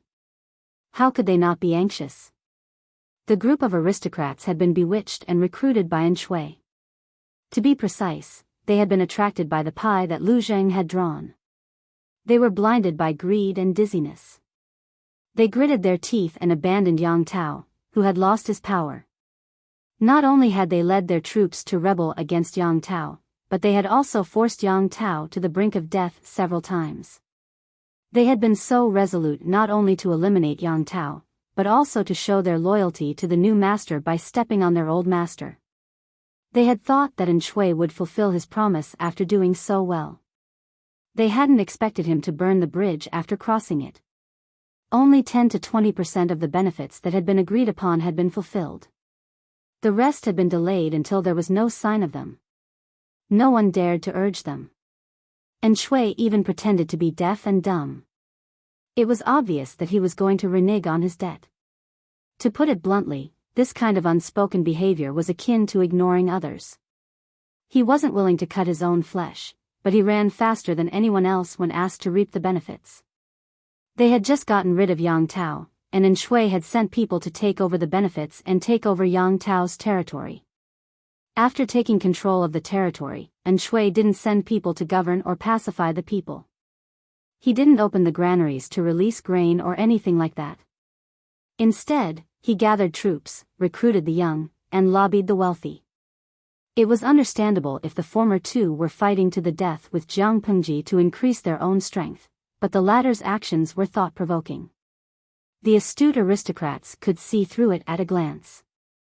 Wasn't this taking advantage of the situation? Enchanting had sent people to lobby for them. He'd painted a nice and fragrant cake. The wealthy would provide money and grain to help him get listed. Would they buy it or not? If they bought it, they didn't know when they could recoup their losses. Enchanting only needed to move his lips, but they would have to pay with real money and grain. What if Enchanting reneged on his debt? If they didn't buy it, the owner of the land under their feet would change from Yang Tao to Enchanting. Did they have the right to say no? Even though the aristocrats had connections and status, the private troops they raised couldn't compare to those of the feudal lords. Enchanting wanted to act like a hoodlum, using all sorts of ways to exploit and squeeze out their family assets and private stashes. They were forced into a passive position. Seeing through Anne's tricks, the group of hot-headed speculators finally calmed down. Enduishi's words may sound nice, but in reality, he doesn't do what he says. Yang Zhengzi, on the other hand, Enchanting was in a crisis of trust, and the empty promises he had promised were unable to attract large amounts of investment for him. The rich families that had been fooled had also learned their lesson.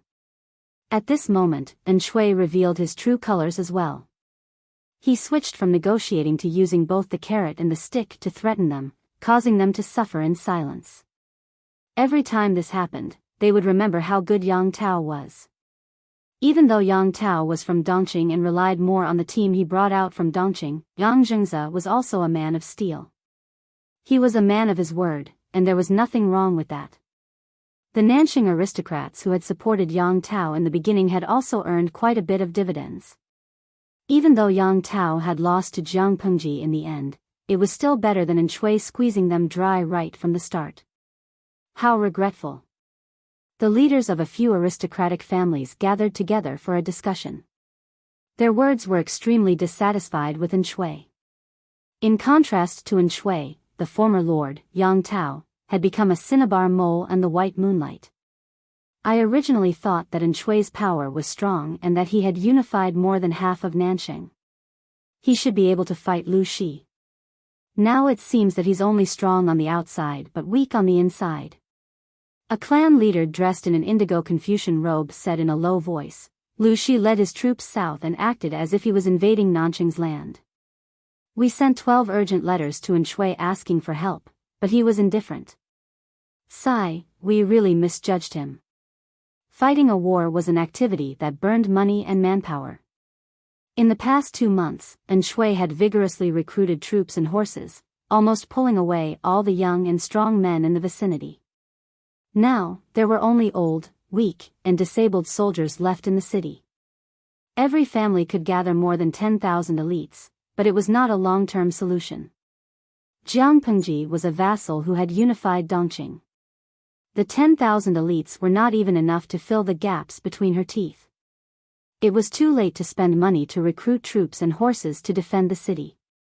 The young and strong men in the vicinity were like chives. They had long been harvested by that greedy fellow, and Shui, over and over again. They were all bald. Without the young and strong men as the main force, how could they defend against Jiang Pengji's wolf-like army? It would be fine if it was just Jiang Pengji, but Jiang Pengji did not hold grudges against Yang Tao and allowed him to assist in training the troops. With Yan Lin's assistance, the two of them had a tacit understanding of each other. Back then, they could lead thousands of people to establish a large foundation in Nanxing. Now, they could lead Jiang Pengji to annex this place. Jiang Pengji was not familiar with the territory of Nanxing, but Yan Lin and his old officials were very familiar with each other. In less than 3 or 4 days, the border was in a state of emergency. Jiang Pengji's navy was divided into several groups and headed south at the same time. Their momentum was unstoppable. Why are you regretting this now? We didn't gather here to reflect on Yang Tao's actions. No matter how much they regretted it, it was water that had been poured out. They should think about the current situation and how to overcome the difficulties before them. Everyone kept silent and looked at each other, staring at each other with their eyes wide open. It seemed like no one was willing to be the first to stand out.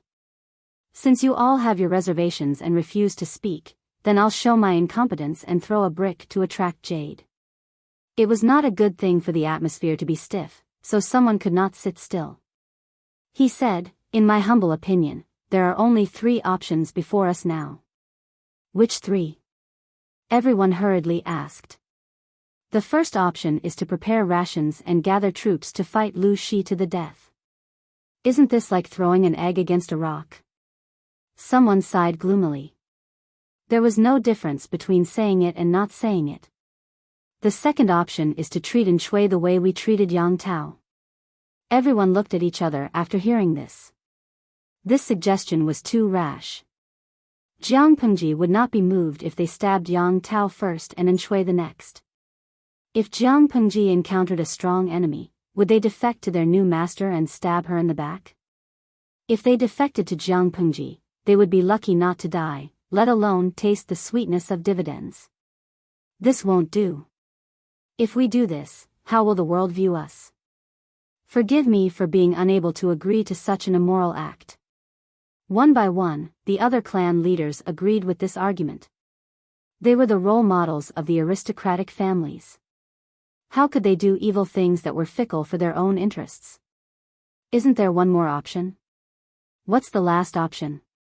The man said, the last option. Why don't we stake it all on one throw and do our best to help Enchui succeed? Everyone's faces turned green in an instant. It was as if they had swallowed several mosquitoes that had flown out of the latrine. Enchui's behavior disgusted them. If they were to empty their pockets to help Enchui, regardless of whether Enchui won or lost, they would lose anyway. Chapter 16-17. Let's discuss. If I support Enchui, I'd rather give all the grain in the granary to the refugees outside the city. At least the refugees could say a word of thanks. Even if they were fed to the beasts would know how to guard their homes. What did he get for giving him Anne? That Enchui is a scoundrel. A scoundrel, a stubborn, crafty, and evil person.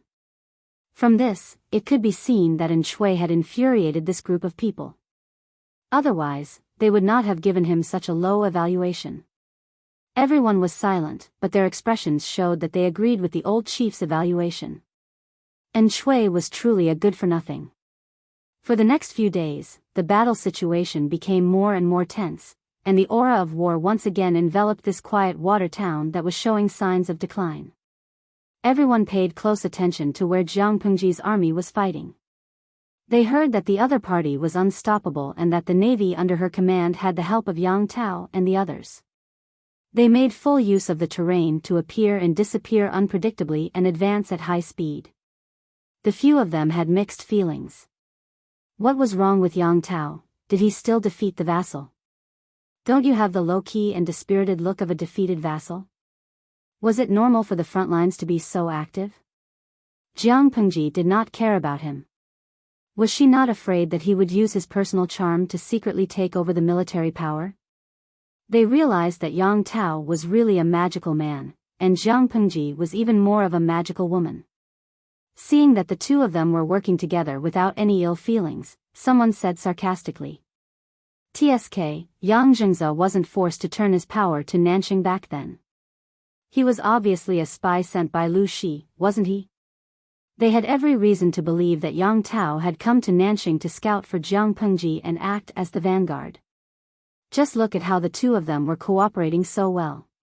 Where was the previous tit-for-tat attitude?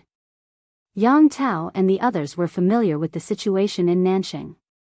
This information was exactly what Jiang Pengji needed urgently. Just as everyone was hoping that Jiang Pengji's troops and horses would not be able to adapt to the difference in the weather between the north and the south, and that an epidemic would happen, they realized expressionlessly that the enemy was almost at their doorstep. This group of people felt deeply aggrieved. Most of the soldiers under Jiang Pengji's command were northerners. Even if they were trained, their swimming skills could not be compared to the soldiers of Nanxing. Dongqing's climate was dry, while Nanxing's was hot and humid with lots of rain. With such a huge difference in climate, they should not have been acclimatized. In the end, it was another slap in the face. Jiang Pengji's smooth sailing made them doubt the accuracy of the history books. The talk about acclimatization and the frequent outbreaks of diseases were all fake. Little did they know that the so-called acclimatization and diseases, other than physical differences, were more related to poor military hygiene and inadequate medical standards. As a general in the interstellar era, how could Jiang Pengji not know this? She had been in the army for so many years, and no matter how many soldiers she had never slacked on the discipline and hygiene of the barracks. Strict adherence to military discipline was the most important quality of elites, and camp hygiene was the foundation of the logistics of the three armies. After nearly 10 years of strict discipline, the soldiers in the tent had gotten used to it. As long as the conditions allowed, they would pay attention. If the conditions of war weren't good, and they couldn't even care about their lives, no one would be so picky about hygiene. No matter how they complained, it was an indisputable fact that the enemy was about to arrive. Similarly, there wasn't much time left for them to hesitate. Initially, there were a few people who wanted to throw away their pride and extend an olive branch to Jiang Pengji. Once they heard that the vanguard was Yang Tao, they immediately retreated. If they really surrendered, they would probably be killed by Yang Tao before they could even see the person in question. After the deed was done, Yang Tao would frame them, tarnish their reputation, and give all their family assets to Jiang Pengji. Jiang Pengji would turn a blind eye to Yang Tao's actions. If they died, they would have died in vain. It was quite sad to think about it this way. They couldn't surrender. That would be courting death. They also couldn't bet on Enshui. That would be like throwing a meat bun at a dog. There was no return. After thinking about it, it was better for them to move away with their families.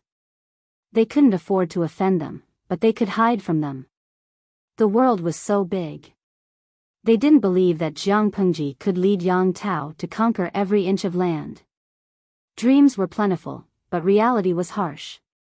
When they dragged their families to pack up their belongings and secretly moved, they were intercepted by unfamiliar troops. The head of the family looked at Qian Su, who was leading them, with a pale face.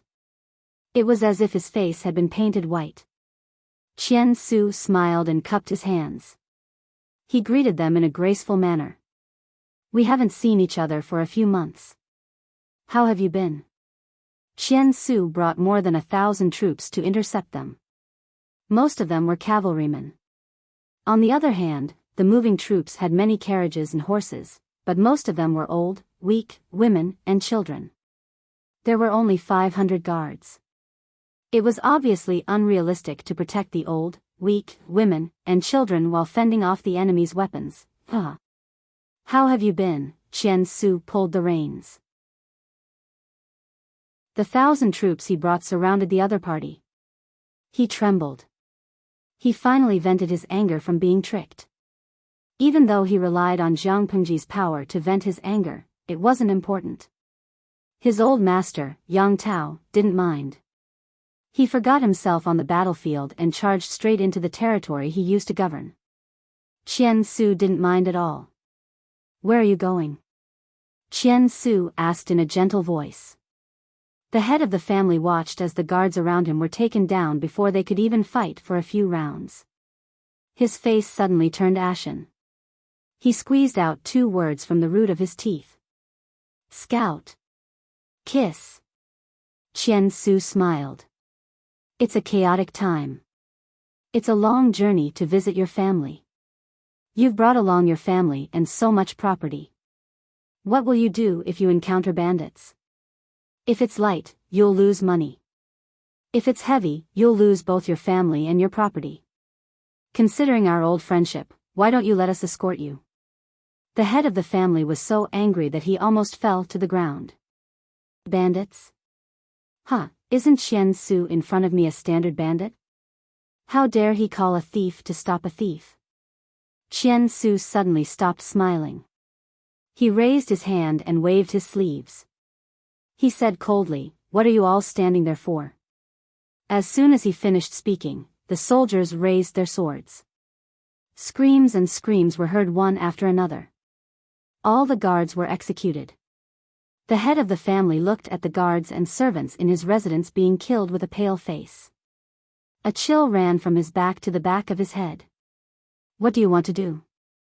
Qian Su said, "Naturally, I want to send you back to your residences. Most of the people in the wilderness are women and children. It's too dangerous without guards. You're going too far." People without guards? Weren't they all killed by Qian Su's order? He was held down by 2 soldiers by the shoulders like a prisoner, which made him feel ashamed and humiliated. The sword at Qian Su's waist was pressed against his neck.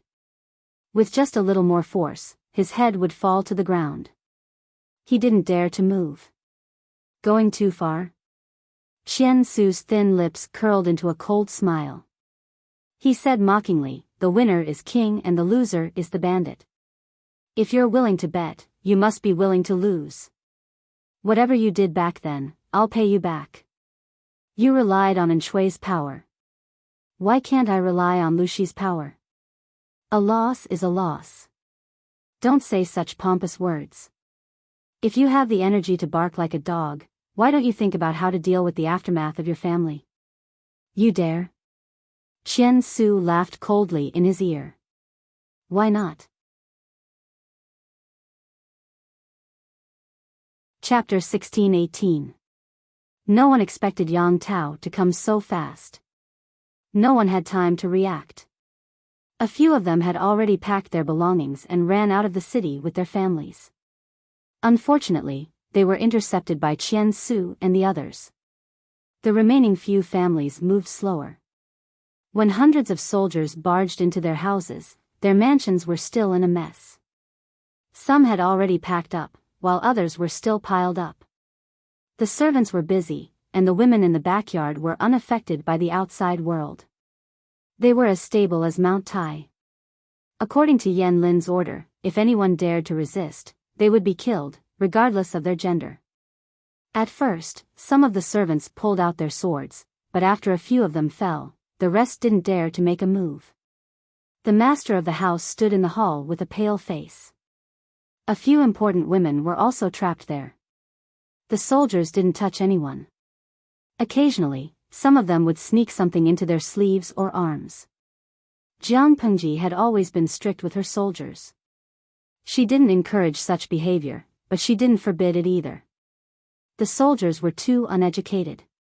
She could only ask them not to make mistakes of principle, disturb the people, and be lenient in other aspects. When Yang Tao barged into the manor while wearing a suit of armor, the face of the landowning household leader darkened. His beard trembled so hard that it looked like it was electrifying. "How dare you!" The leader of the Shi family was over 50 years old. He had many children and grandchildren. There were 25 guards in the hall. The older ones, such as the leader of the Shi family, were in their 40s. The youngest one was only 3 months old. He was still crying in his mother's arms. Children's cries were the most heart-wrenching, but also the most annoying. At that moment, the leader of the Shi family was no longer in the mood to play with his grandson.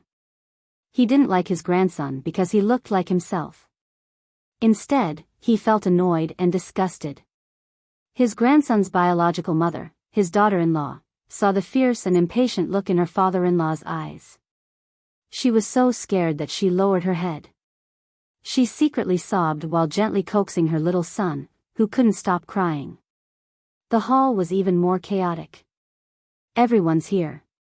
Yang Tao put his hand on the weapon at his waist and smiled at the leader of the Shi family. Who gave you permission to break into their house? The old chief's gray beard trembled slightly as he scolded. Yang Tao didn't answer. Instead, Yan Lin, who was behind him, sneered. Of course, it's allowed by strength in numbers. The old patriarch was infuriated, and his wife hurriedly supported him to steady him. How arrogant. Yan Lin said, every dog has its day. Back then, you were heartless and betrayed us. Why didn't you foresee what would happen today? Don't think that the entire world is on your side just because you have a few words to say. Old man, you reap what you sow. How could Enshui convince these people to give up on Yang Tao? Apart from Lu Zheng's eloquence and ability to pinpoint their weaknesses and worries, their greed and hypocrisy were also a major reason. Investment is risky, so one must be cautious when entering the industry. There was no such thing as a sure-win investment in this world. These landowning households planned to stand firm in this chaotic world and even take advantage of this chaotic world to advance further. Naturally, they had to bear the corresponding risks. Yan Lin didn't blame them for withdrawing their investment when things went south. But it was too much to turn around and step on them. The cause sown that day will bear fruit today. You call others arrogant, but why don't you look at yourself in the mirror? Even though Yang Tao didn't take it to heart, Yan Lin couldn't let it go. These people held Yan Shuxian, Yang Rujia, and the two children hostage to threaten Yang Tao. They almost killed Yang Tao. He couldn't forget it even if he wanted to. Even the others could tell that Yan Lin didn't come with good intentions, let alone the old patriarch who was used to deceiving others. He was panting with rage, and his wrinkled cheeks were turning purple. You're just a bunch of dogs who rely on their master's power. So what if you kill us today? At the end of the day, you're still Lu Shi's lackeys. You're just stray dogs. The old patriarch knew very well that Yan Lin wouldn't kill them, but he wouldn't let them go easily either. If he robbed them of their wealth and blamed the refugees and bandits for it, they wouldn't be able to avenge themselves. Without the wealth they had accumulated over the years, how could they make a comeback in the future? There were so many main and side branches that they had become a burden. If they were robbed of all their wealth, they would only be left with a bunch of people waiting to be eaten. They wouldn't even need the outside world to kick them when they were down. Yan Lin sneered. Yang Tao said seriously, Xiaoyang, why are you wasting so much time talking to them? Yan Lin calmed down and asked, in Jing's opinion, how should we deal with these people? Yang Tao asked casually, they're just a bunch of prisoners. If we don't arrest them, are we supposed to worship them like Buddha? The old patriarch and the others were livid. Blue veins popped on their foreheads. Only Yan Lin was smiling. Zhengze is right. There's no need to waste our time talking to these people. Just arrest them. After saying that, the old patriarch saw pairs of soldiers working together to carry boxes after boxes of items out. The old patriarch's eyes were about to pop out of his head. These boxes were gold and silver, financial records, account books, land deeds, and incomplete books. There were at least 200 boxes in total. Bandits. Shameless. Don't go too far. The old patriarch's eyes rolled back and he fainted. His children and daughters-in-law were so frightened that they surrounded him. Yang Tao snorted and waved his hand. Keep an eye on these people, lest they collude with the enemy. Let's go to the next house. Jiang Pengji wanted to rob the rich, but she couldn't just do it by force. She had to find a reason. Yang Tao asked Yan Lin worriedly as he was leaving. Lu Lanting is really doing this. Is she planning to rob along the way? Yang Tao thought that Jiang Pengji was too bold. She had offended the entire Nanxing aristocratic circle. Yan Lin's eyes were emotionless. He said coldly, "So what? Lu Shi was born in Dongqing, not Nanxing. Most of the aristocratic families in Nanxing were under Enshui's protection. They didn't have any good intentions towards her. If Lu Shi didn't treat them as enemies, was she going to worship them as her ancestors? The winner takes all. She didn't kill them all and only took some of their belongings. Wasn't that merciful? Besides, she has been fighting for 2 years. She has enough soldiers, but she is running low on food.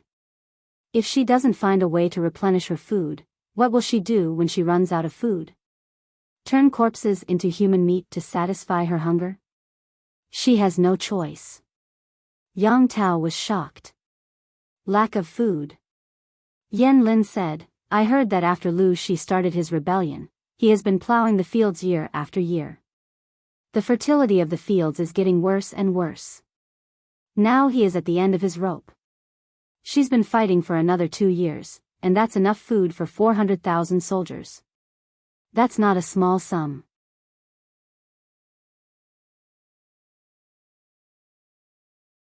Chapter 1619. Yan Lin saw it clearly. His guess was right. However, he did not know that Jiang Pengji had found a way to increase the fertility of the land 2 years ago, and that Do Shi, who came from a farming family, was in charge of improving the fertility of the land. The increase in production last year was not high, but it stopped the downward trend. Looking at the situation, the output should recover a little this year. As long as they could continue farming, not only would the people in the rear not lack food, but the pressure on the front lines would also be greatly reduced. Even so, the financial expenditure was still in deficit. Jiang Pengji had been using the private treasury to subsidize the expenditure, which was barely enough to maintain the balance. In order to not collapse in the future, it was necessary to beat up the local tycoons and plunder their wealth. Not only that, Jiang Pengji imitated the predecessors of the previous dynasty and did something even more outrageous.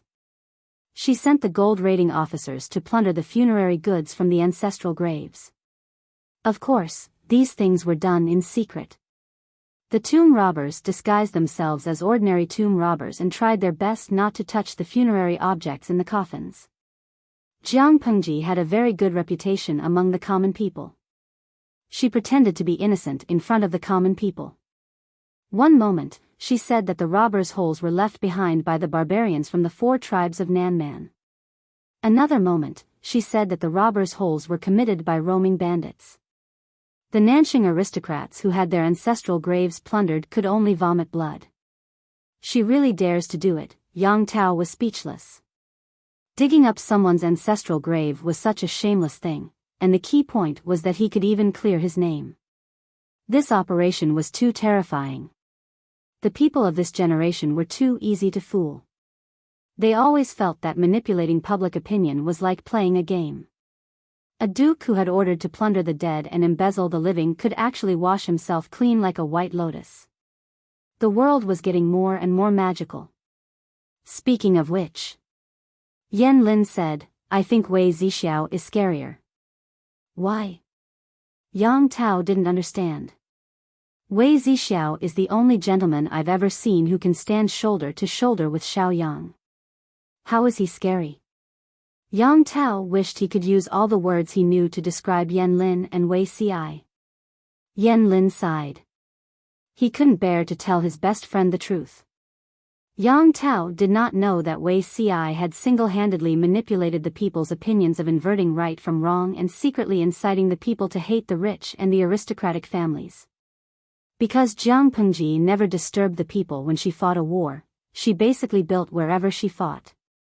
Her reputation among the people had always been good.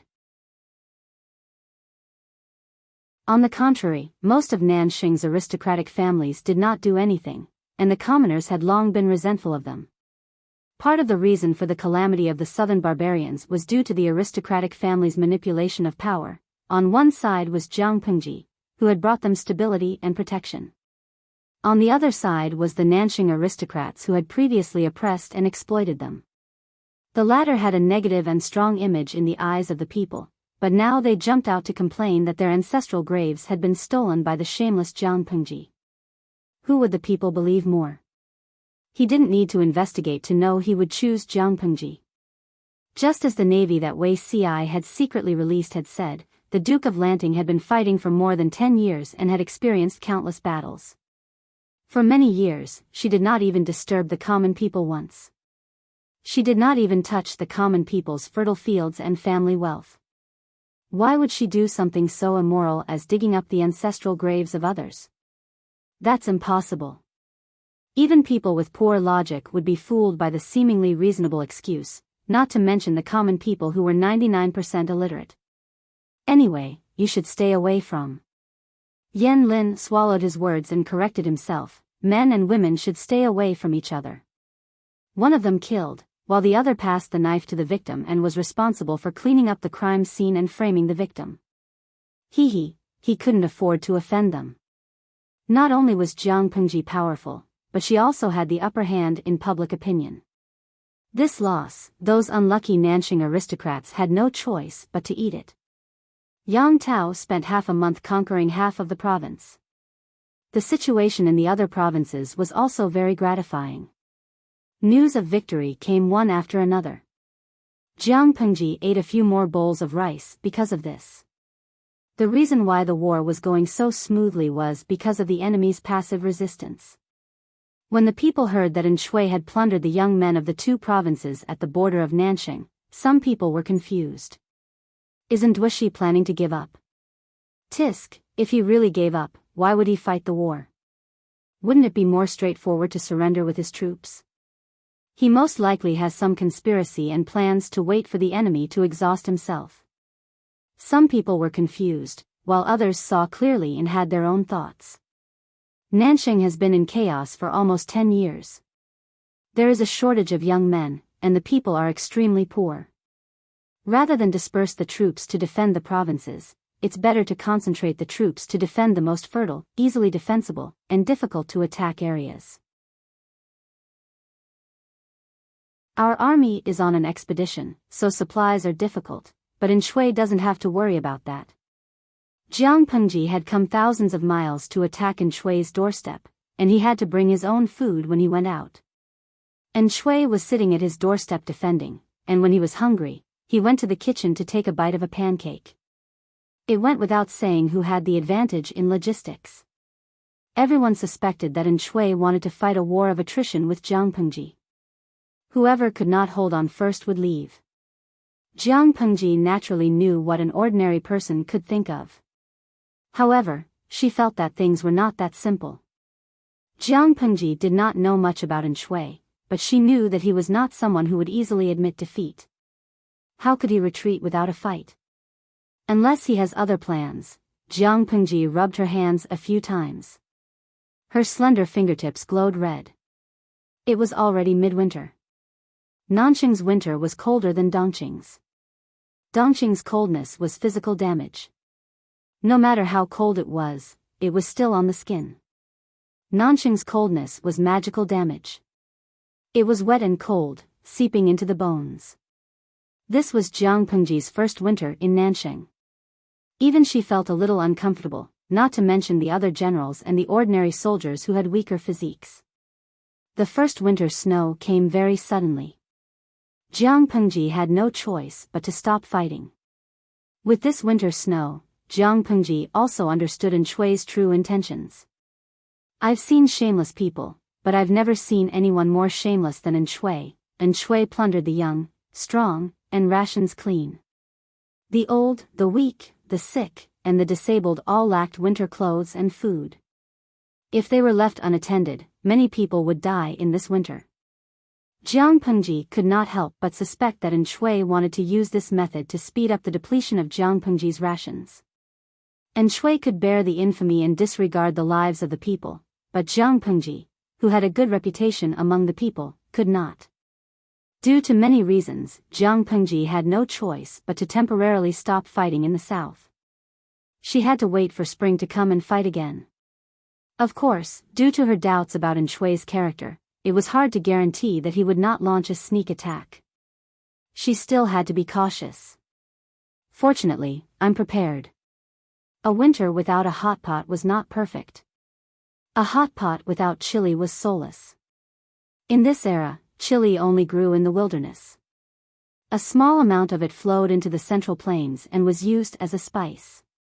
Yan Lin was also born in a gentry family. He had mixed incense before, so he naturally knew what was good and what was bad. He did not understand why Jiang Pengji had sent people to deliver more than 20 jars of dried chili. Yan Lin speculated, although this thing can drive away the cold, it has a strong and pungent smell.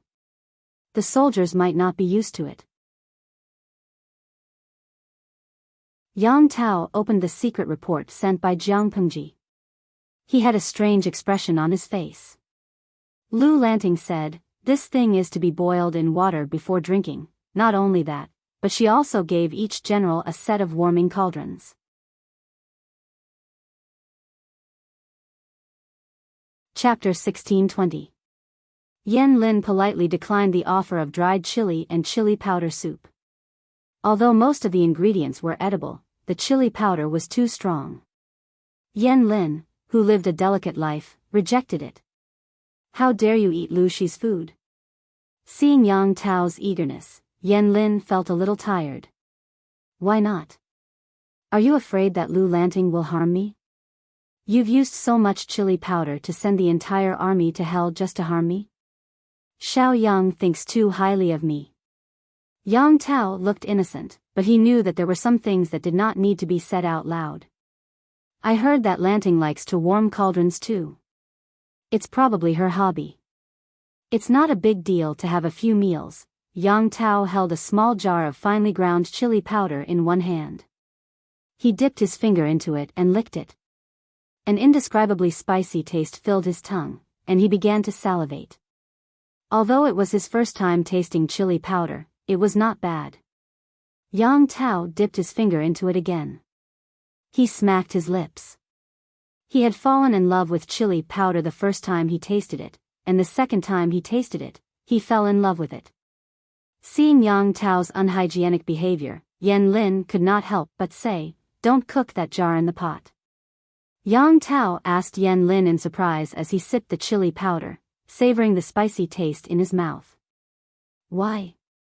Yan Lin glanced at his finger and frowned in disgust. "It's dirty." He did not want to eat Yang Tao's saliva. The thought of it disgusted him. Not only did Yan Lin have obsessive-compulsive disorder, but he was also a clean freak. It was just that he rarely showed it during battles. Yang Tao understood. He smiled and said, "It's okay.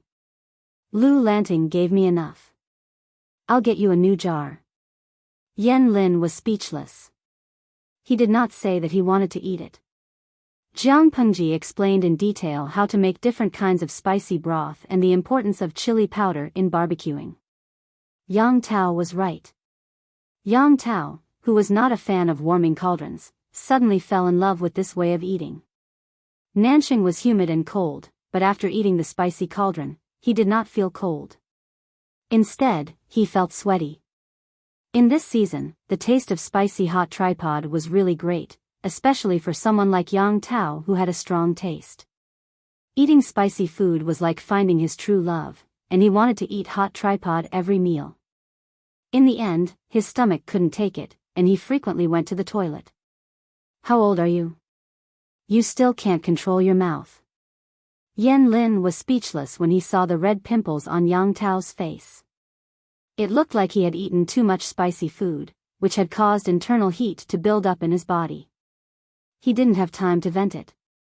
It wasn't serious, but Yang Tao's childishness still left him speechless. Yang Tao was. Yang Yan looked pale. Was.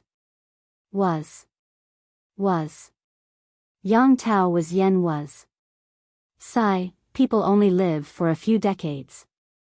If they can't do whatever they want, what's the point of living? Yang Tao now ate chili peppers as a side ingredient for every meal. He couldn't live without spicy food. He always felt that the previous gap of 20 to 30 years had been filled. Cutting off the chili and continuing to eat bland dishes was simply asking for his life. Yan Lin couldn't help but sneer. He asked the kitchen to prepare some light porridge and pickled bitter gourd for Yang Tao. No matter how Yang Tao begged for mercy, Yan Lin was not moved. He had been too lenient with Yang Tao in the past. Now, it was time for him to suffer a little and wake up.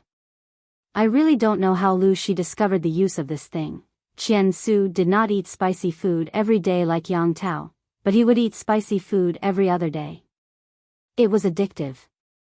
It tasted good. What was more, if he ate it with some hot soup, he would feel as if he had just taken a hot bath. Qian Su felt that it was an indispensable seasoning in winter as it could be used in cold and damp places.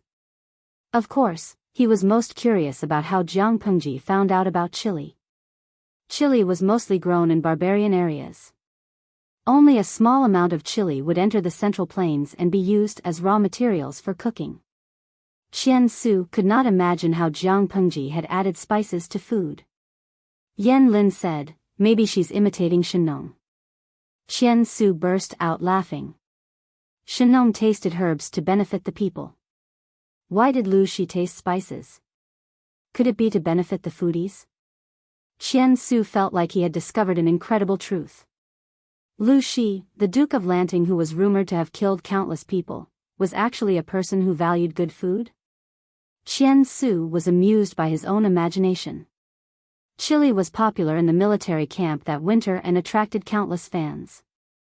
It was also popular among the common people. Under normal circumstances, it would be difficult for the people to accept new things. But it was a time of war, so the spread of chili was smooth. Apart from chili, Jiang Pengji distributed some warm clothes to the people. In addition to the common wool fabrics, there were also cotton-padded clothes filled with cotton mixed with tree scraps. It was not that Jiang Pengji did not want to use cotton clothes, but the production of cotton was not high. There was a lot of wood scraps left in the papermaking industry in Chongzhou. In order to get warm clothes, she had to use this method. Even so, the warm clothes were better than the ones she had before. The clever women had started making clothes last year. It took them a whole year to get enough for the soldiers at the front line. Of course, not all warm clothes were the same. The cotton for Jiang Pengji and her group was the softest and warmest cotton. The thickness and workmanship were guaranteed. The cotton for the soldiers was of a lower thickness. They had clothes from previous years, so they did not feel cold. The cotton for the people was thinner than the soldiers, but it was still warm. It was to make more clothes for the people with the fixed amount of raw materials. With such a huge demand, they had to reduce the amount of raw materials. Apart from clothes, every city had more than 10 porridge stalls that distributed hot porridge. The porridge was not so thick that it could not be poured over, but it was enough to make one half full and not starve to death. This was the best that Jiang Pengji could take care of the people around her while ensuring the supply of food for the soldiers. Did she not have the ability to feed the people well? Of course not. She was still in contact with the old chief. She did not know where he had gone recently. It was not a problem to provide a large amount of food. Taking a step back, without the old chief, there was still the shop in the system. Without the system, the price of white rice in the shop was so low that it could be supplied to the whole army in bulk. But this was the last resort. Jiang Pengji would not touch it unless it was the last resort. Unless there was another natural disaster like the earthquake in Shangjing in Dongqing that could not be resisted by humans. Jiang Pengji did not want to give the world the image of an unprincipled Virgin Mary.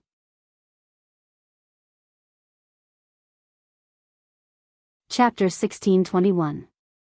Just as Jiang Pengji had guessed, and Shui had deliberately recruited all the young and strong people who could be taken away. The remaining old, weak, sick, and disabled would not have enough food to get through the winter. Even though a large number of refugees had starved or frozen to death in previous years, wasn't Jiang Pengji in charge this time? Jiang Pengji was a feudal lord with an extremely good reputation among the people. If there were huge casualties among the people under her rule, it would be a huge blow to her reputation.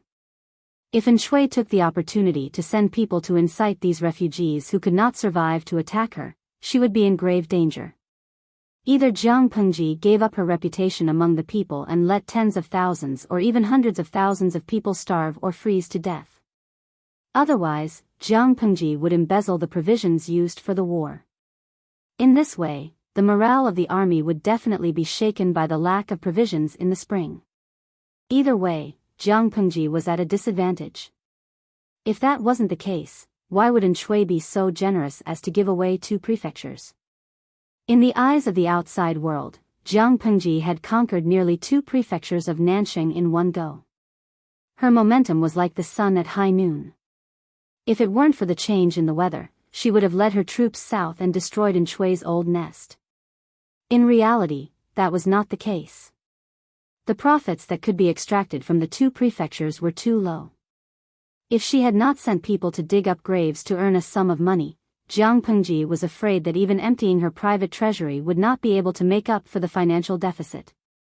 Regardless of whether it was Enchanting or the people under Enchanting's tent, they all thought that Jiang Pengji would be badly battered by the refugees in the 2 prefectures who were crying piteously for food, and that she would simply provoke the people into boiling with resentment.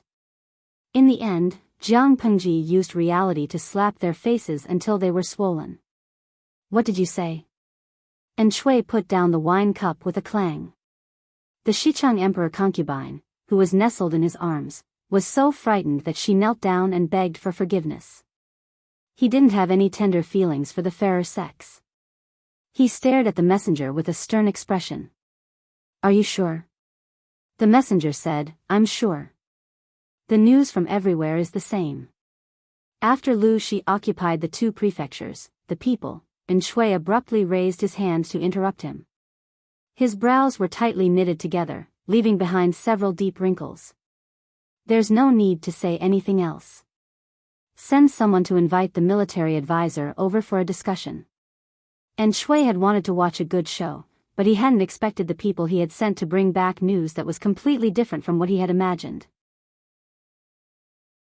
After Jiang Pengji took over the 2 regions that were of little value, not only did the people under her rule not die on a large scale, but they also had a relatively peaceful winter.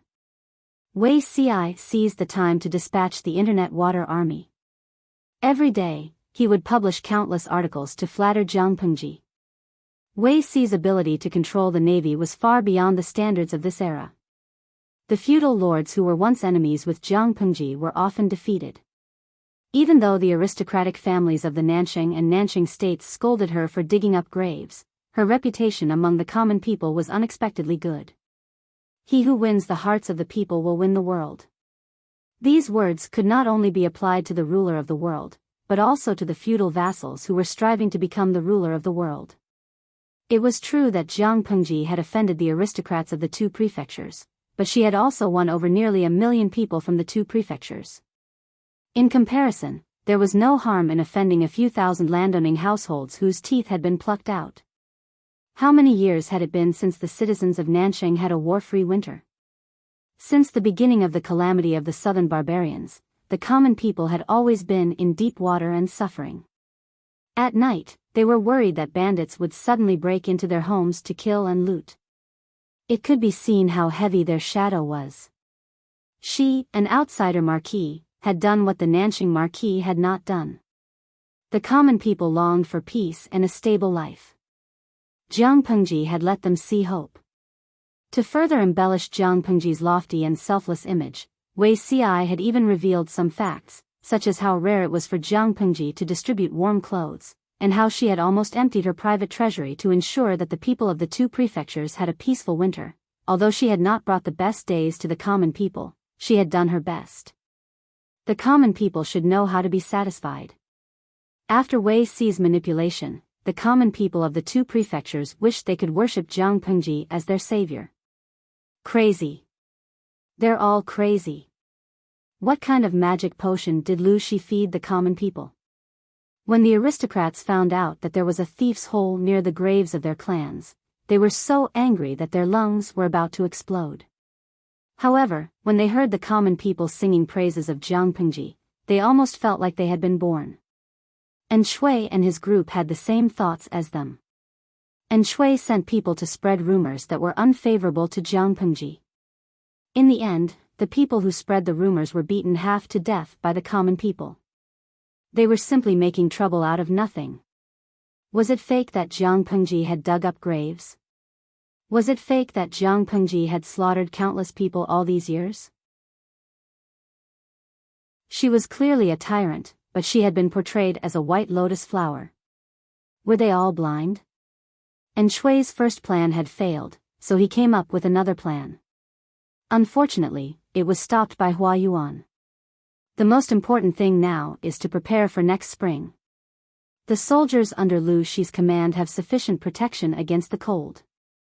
A surprise attack won't be very effective. And Shui sighed and said, "That's fine. I was too impatient." When faced with Jiang Pengji, and Shui was lying when he said that he did not feel pressured. Not only did he feel pressured, but he also felt a mountain of pressure. It was just that he could not tell these feelings to others. He was the Lord. If even he had the intention to fight, how could his subordinates have the confidence to win? Hua Yuan was Shui's most trusted confidant at the moment. He calmed him down with a few words. After Shui's consolation, his anxious mood was greatly improved. He said to Hua Yuan, "You haven't visited him in a long time. Do you have time to visit him in the near future?" Hua Yuan smiled apologetically. "I have neglected the young master. This is my oversight." And Shui did not really like that air, but he had some problems. He had no choice but to make his adopted son his heir. This was good for calming people down. However, at that moment, Hua Yuan quietly told him something that made Shui's heart tremble. He introduced Shui to a divine doctor who had a lot of experience in treating men's private matters. Shui was tempted. He secretly met with the divine doctor. The moment an expert made a move, one would know whether he was real or not. The doctor's diagnosis was exactly the same as Shui's. Unlike other doctors who said they were helpless, this doctor had a way to cure him. Of course, Shui hoped to have his own bloodline. He was so happy that he could not suppress it. His expression twisted for a moment. Are you serious?" Shui tried hard to suppress his joy. He asked the doctor carefully. The white-haired doctor said, "Dukdwashi, there will be an effect after a month of careful recuperation. After 3 months of recuperation, the hidden illness will be cured." Shui said, "Then I'll have to trouble you to prescribe medicine." The doctor said, "A doctor has a benevolent heart. This is a doctor's duty." "Dukdwashi, you are too serious." At the side, Hua Yuan also said, "Congratulations on regaining Lin, my lord." Shui nodded repeatedly. After a while, he said, "Take care of Mian, lest the child feels uncomfortable." He had raised that adopted son as the young master for a few years. They had some father-son relationship. This matter had to be kept from him for now. Hua Yuan said, "Your subject understands. Don't worry, my lord." He brought the doctor to prescribe medicine in secret. When there was no one around, the doctor's face, which had been calm before, turned a little pale. Hua Yuan laughed coldly. "Do what you have to do. Don't talk too much. If you talk too much, not only will your own tongue be pulled out, your entire family will not be able to escape."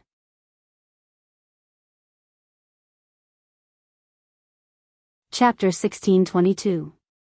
There was no emotion in Hua Yuan's eyes. He was so cold that it made one's heart tremble. His aura made even the old physician, who was used to seeing life and death, tremble. He was an ordinary physician. He had spent his entire life practicing medicine and saving lives. No matter who his patients were or what status they had, he treated them all the same. Even though his medical skills were not low among his peers, the old physician felt that he was still far from being the leading doctor of his dreams. In order to live up to the promise he had made when he first entered the profession, he had never let his guard down for decades. He had never expected that the clean reputation he had maintained for most of his life would be destroyed by his own hands. This young man before him had threatened him with the lives of his entire family and even his relatives. The old physician had no choice but to comply. He had struggled at first. He and Hua Yuan had lied to Enchanting and misdiagnosed others. Wasn't this going against his medical ethics? However, the old physician knew the consequences of going against Hua Yuan. He could clearly see that Hua Yuan was definitely not a person who cared about human lives. Killing people was as normal as eating and drinking to him. The old physician had experienced a mental torture. In the end, he had given up on his integrity and helped Hua Yuan commit evil deeds. He only hoped that after Hua Yuan achieved his goal, the other would be merciful, or find some conscience and spare the old physician's family. Even though the old physician was old, he wasn't blind. He knew one thing: the more one knew, the earlier one would die. If the old physician knew Hua Yuan's secret, would the latter let him live? Clearly, this was impossible. The old physician knew that he would die after this. Do you have a secret formula for aiding pregnancy? Hua Yuan leaned against the medicine cabinet and watched the old physician write down the formula. He suddenly asked, scaring the old physician so much that his hands trembled. Aiding pregnancy, this. The old physician said awkwardly. Duke Duoshi's body looks no different from an ordinary man's, and he can even sleep with women. However, his seed is dead. No matter how fertile the soil is, a dead seed can't germinate. Even though the old physician had many accomplishments in this field and had cured many men with fertility problems in the past, he really could not do anything about Enchanting's situation. Even if he had a secret formula for aiding pregnancy, Enchanting could not impregnate a woman. This would be making things difficult for the old man. Hua Yuan pinched a piece of dry grass to his lips and smiled indifferently. I know that Duke Duoshi's body is no different from a natural eunuch. I don't need you to remind me. A man who couldn't get a woman pregnant, even if he became a feudal lord, would still be an eunuch. Hua Yuan had always been certain that he was Lu Shi. How could he let a crippled man order him around? He also wanted this world. Thus, Enchanting was an obstacle in Hua Yuan's eyes, a stumbling block that he had to get rid of. The old doctor asked awkwardly, if that's the case, why do you need to use a secret formula to aid in pregnancy? Half of Hua Yuan's body was leaning against the medicine cabinet. His slightly loose Confucian robe made him look extremely flirtatious. There was a hint of a smile in his eyes and he looked a little cynical. However, behind this flirtatious was a poison that could seal one's throat at the sight of blood. The old physician secretly sighed and thought that it was a pity. Didn't you diagnose Duke Duoshi and say that he has a small chance of impregnating a woman after a month of recuperation? Hua Yuan sneered and countered with a question. On the contrary, the old physician was rendered speechless. What a lot of information. Enchanting couldn't possibly impregnate a woman. If Hua Yuan's secret formula to aid in pregnancy made Enchanting's woman pregnant. From this, it could be deduced that the child in her belly would definitely belong to old Wang next door. Enchanting was going to be cuckolded. The old physician secretly clicked his tongue. As a physician, he was used to seeing birth, aging, sickness, death, and disputes. Some of the fights and tricks of the rich were even more complicated and bizarre than what was described in the novels of the common folk. Art came from life and was above life. That was roughly what it meant. Was Hua Yuan trying to make Enchanting a cuckold and have his own bloodline replace Enchanting's position as the heir? For a moment, all kinds of melodramatic plots came one after another. The old physician could only sigh inwardly. The rich and powerful really knew how to play. How could an ordinary person think of such a dirty trick? Not only did he want to make someone die without an heir, he also wanted to eat him until he died with regrets. Just tell me directly. Yes or no? Hua Yuan sneered. The faster and stronger the effects, the better. The old physician said anxiously, bearing children is a natural heavenly Tao. It has a lot to do with the physical condition of both the man and the woman. It's like the soil and spring plowing and a seed full of vitality. Only when the two meet will they bear a rich fruit. If the seed is weak and the soil is fertile, the fetus will most likely die in the womb. If the seed is strong and the soil is barren, even if the child can be born successfully, the child will be born with a congenital deficiency. If someone interferes with natural reproduction, even if the child is successful, the child that is born will most likely be. He rambled on for a while, but Hua Yuan only responded with 9 words.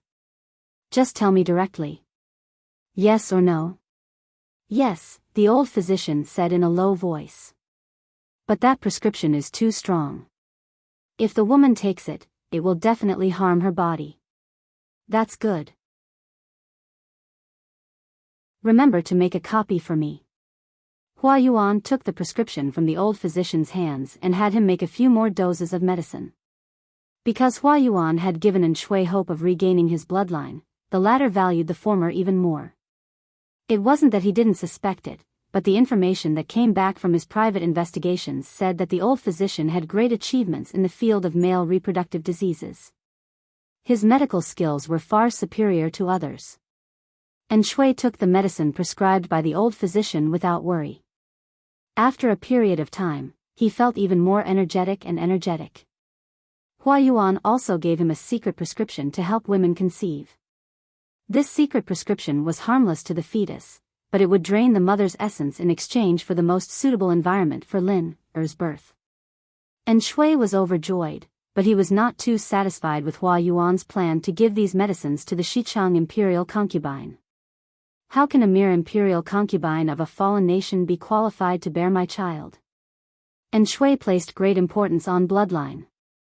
The Xichang imperial concubine was beautiful and literate. She had good qualities, but her background was not good. Even if Enchanting was obsessed with his child, he did not want his future child to have such a lowly mother. She's just using her to test the doctor's prescription. If the effects of the prescription are real, it's not too late for the Lord to choose a mistress with a noble bloodline for the young master. The son is valued by his mother. The position of the young master will definitely belong to the future young master. Every word he said and every action he did made Enchanting feel extremely comfortable. Even though Hua Yuan was the West Master who had adopted his son, Hua Yuan still valued him, the Lord, and the future young master. This was good.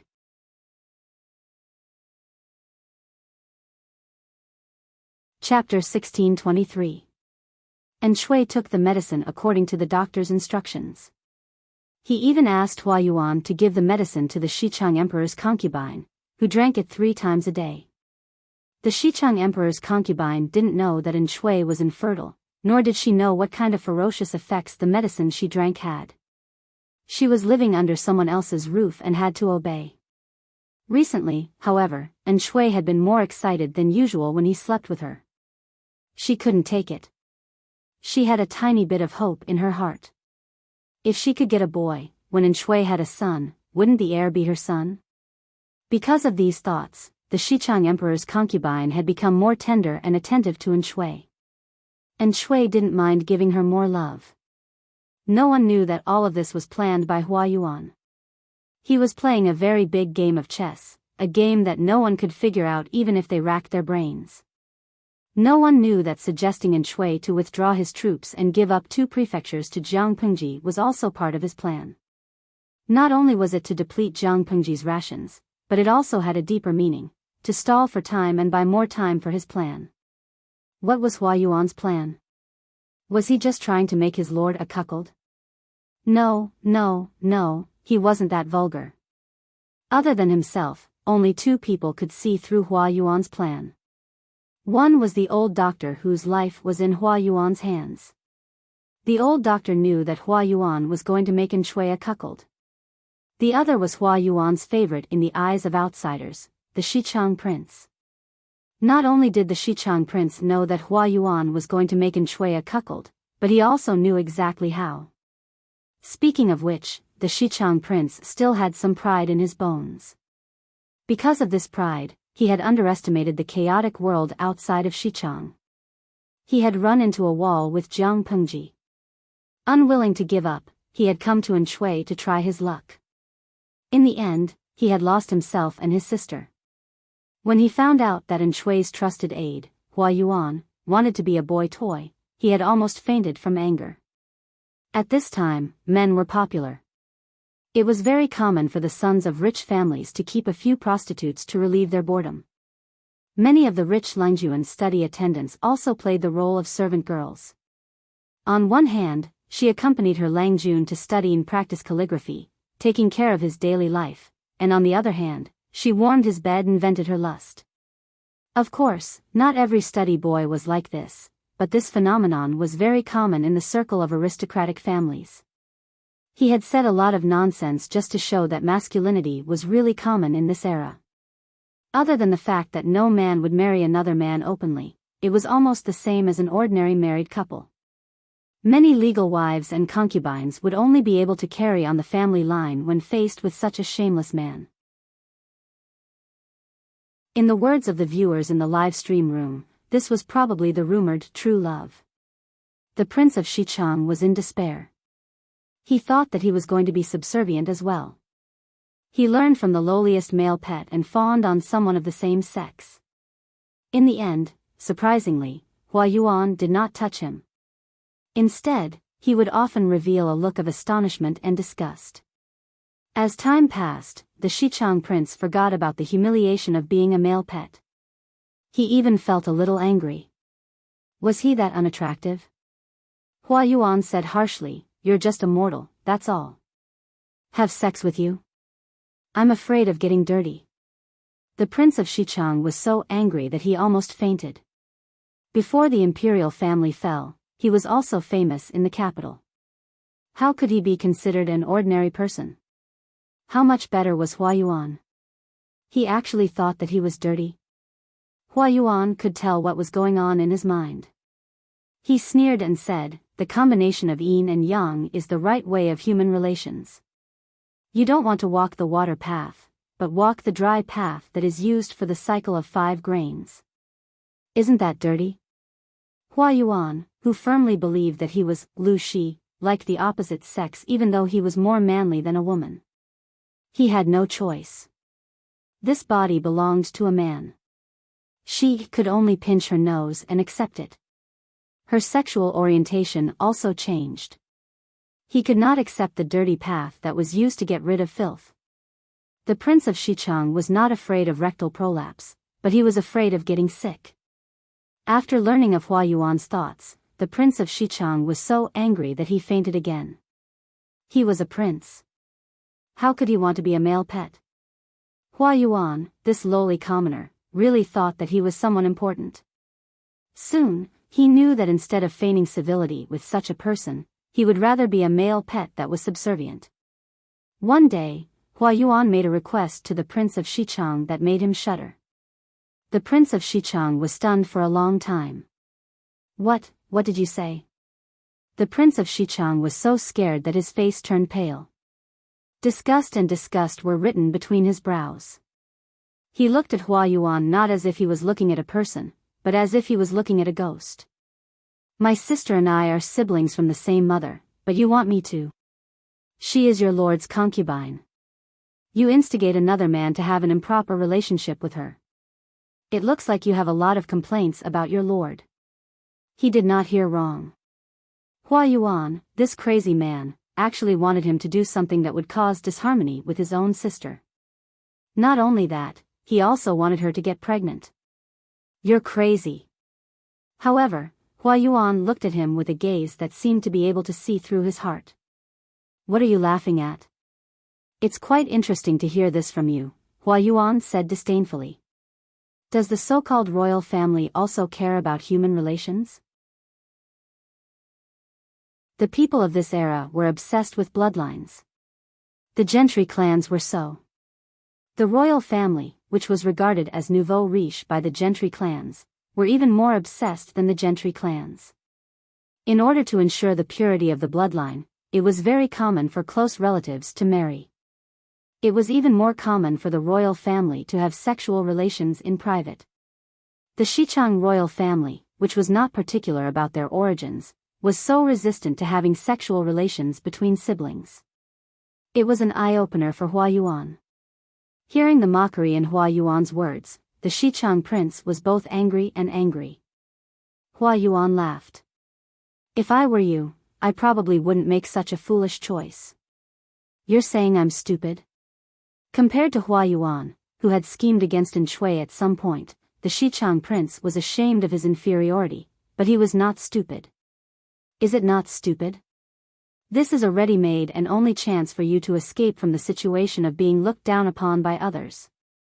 If I were you, I would firmly grasp this opportunity and escape from the current predicament before making other plans. If the child in the Empress concubine's belly is yours, no one but you, the Empress concubine, and me will know. Everyone will only think that the child is Duke Duoxi's. In this situation, the only obstacle that can stop you is Duke Duoxi's adopted son. Once the adopted son dies, the future position of young master can only be inherited by a child with pure Xichang blood. Hua Yuan's words both tempted and frightened the Xichang prince. What kind of heart did this person in front of him have? The son is weak, but the mother is strong. If something happens to Duke Duoxi, won't you be the one to reap the benefits? The Xichang prince endured his chattering teeth and said, the one to reap the benefits is clearly you.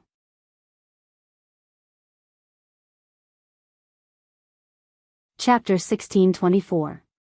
The Xichang prince asked carefully. What if I refuse? Hua Yuan said coldly. Do you think you're the only one in the world with that bit of flesh between your legs? There are plenty of men who can impregnate women. I chose you because your identity can make Duke Duoxi lower his guard. If you spend a long time alone with the Empress concubine, he won't be suspicious. To make An Shui a cuckold, there had to be time and space for the adulterer to fully display his skills. When he had asked An Shui for the prince to be his male pet, it was only because the prince's identity was useful and An Shui would not be suspicious. After hearing this, the Xichang prince's fingertips trembled uncontrollably. If there was medicine for regret in the world, he would rather stay in Xichang than come here. I didn't expect that you had such a plan. Do you really think you can control everything? Hua Yuan's words were the last straw that broke the camel's back. I don't keep useless people who know secrets. If I'm in a bad mood, I'll cut off your tongue, chop off your hands, and send you to a brothel to live for a few days. If I'm in a good mood, I might give you a quick death, Hua Yuan said with a smile. Of course, I can't control everything, but I can control your life and death. You should also think carefully about what is more important. If you die, there's no hope. If you can endure humiliation and live, you might have a chance at survival. You're a smart man, you should know what to choose. Hua Yuan saw through the Xichang prince. The prince said he would resist, but his heart and eyes were filled with ambition and schemes. He would do anything to achieve his goals. Hua Yuan hated hypocrites who said one thing but meant another. They were clearly filthy, but they clung to their last shred of dignity and refused to let go. Hypocrite. What Hua Yuan wanted to do was to peel off this disgusting fake skin and expose the ugly face behind it to the light of day. Are you going to do it or not? Hua Yuan's voice was like a death warrant from hell. The prince was so frightened that he sweated profusely. The sticky sweat quickly soaked his inner clothes. He growled in a voice close to pain and despair. I'll do it. I'll do it, all right? He didn't even use the noble title of Gu. He was too scared to use it. Looking at the prince who looked like he would rather die, Hua Yuan sneered coldly in disdain, mocking the other party's pretense. As long as he appeared to be in enough pain and struggle, he would be able to cover up his shameful thoughts and ambitions and blame everything on Hua Yuan's coercion. Hypocrisy was nauseating. It was better to be honest. Hua Yuan's plan proceeded in an orderly manner. He wanted to transplant a vast grassland into An Shui's head and let him herd sheep and horses as he pleased. He also needed the other person involved in the incident to agree. Compared to the Xichang prince's hypocrisy and refusal, the Xichang empress concubine was more straightforward. This made Hua Yuan look at her differently. Of course, this was also related to Hua Yuan revealing to her that Shui was infertile. Her inability to bear children meant that she would always be a tool to War Man's bed. Her usefulness was even shorter than her youth. Once her beauty faded, Shui would no longer care about her, and others would forget about her. The Empress concubine was just a concubine to War Man's bed, a weak woman who could not control her own fate. Not every woman in the world could transform into a superior person like Lu Shi, let alone become a leader of the world like her. Most women could only be like rootless duckweed, suffering the torment and destruction of a chaotic world. The more beautiful a woman was, the more dangerous her situation was. Men proved their strength by conquering them. Women relied on jealousy and fighting for men's love as their capital. Shui could not impregnate anyone. This was equivalent to cutting off the Empress concubine's future and hope. She agreed to Hua Yuan's plan. She could only cry silently in the dead of night. She did not understand why some women could live lives that made all women in the world envious and jealous, like Jiang Pengji, while others had their fates manipulated by others. She was the high and mighty Empress concubine of Xichang. How had she fallen to such a state? Hatred and jealousy twisted her heart so tightly that she almost could not breathe. How unfair fate was. She thought she was talented and learned, and her ambition was no less than a man's. If she had Jiang Pengji's starting point and had so many loyal followers, she would not have done any worse than her. It was a pity that these assumptions would never have the chance to come true. Jiang Pengji did not know this. Even if she knew, she would not care. Those who did not attract jealousy were mediocre. She was so outstanding and powerful. If she did not attract jealousy, did it not mean that she was still mediocre? Compared to other things, she preferred to go hunting, barbecuing, winter swimming, and catching fish in the winter. None of these interests seemed to have anything to do with official work.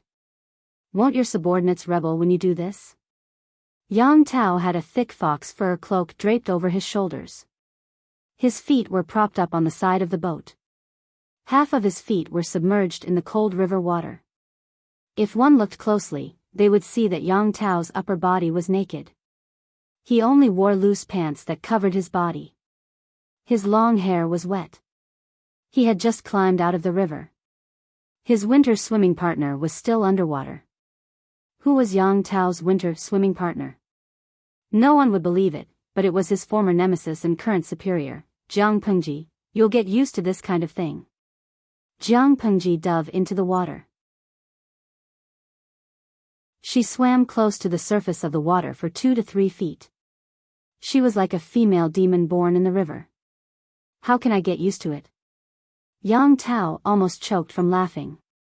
Different people have different fates. If it was Xiaoyang, he would have torn me apart. They also want to tear me apart, but they can't beat them. Jiang Pengji emerged from the water and smiled. They'll be thankful that I don't cause trouble for them. Zixiao and the others will help me deal with the unimportant documents and pick out the ones that I have to read personally. Master Lu's words seemed to be a little twisted. Yang Tao smiled and reached out to her. He used a little strength to pull her up. Jiang Pengji picked up the cloak and wrapped it around her body. She raised her hand and tucked her long hair behind her ears. The two of them brought their guards to swim in the river. Yang Tao was a good swimmer. He did not expect Jiang Pengji, who grew up in the north, to be so good. He was tired from swimming and climbed onto the boat to rest. Jiang Pengji was still jumping around in the water. He wondered if she could swim all the way from downstream to upstream with her physical strength. This isn't twisted logic. This is the truth. The salted fishes were excited to see their former rivals get along peacefully. But what was more exciting was Yang Tao's figure. Nide Yida, even though I used to be a die-hard fan of Beauty Ci, I want to climb the wall after seeing Yang Tao's angelic figure. Qingfeng Banshui, you don't show off when you're wearing clothes. When you take them off, your hormones are about to overflow.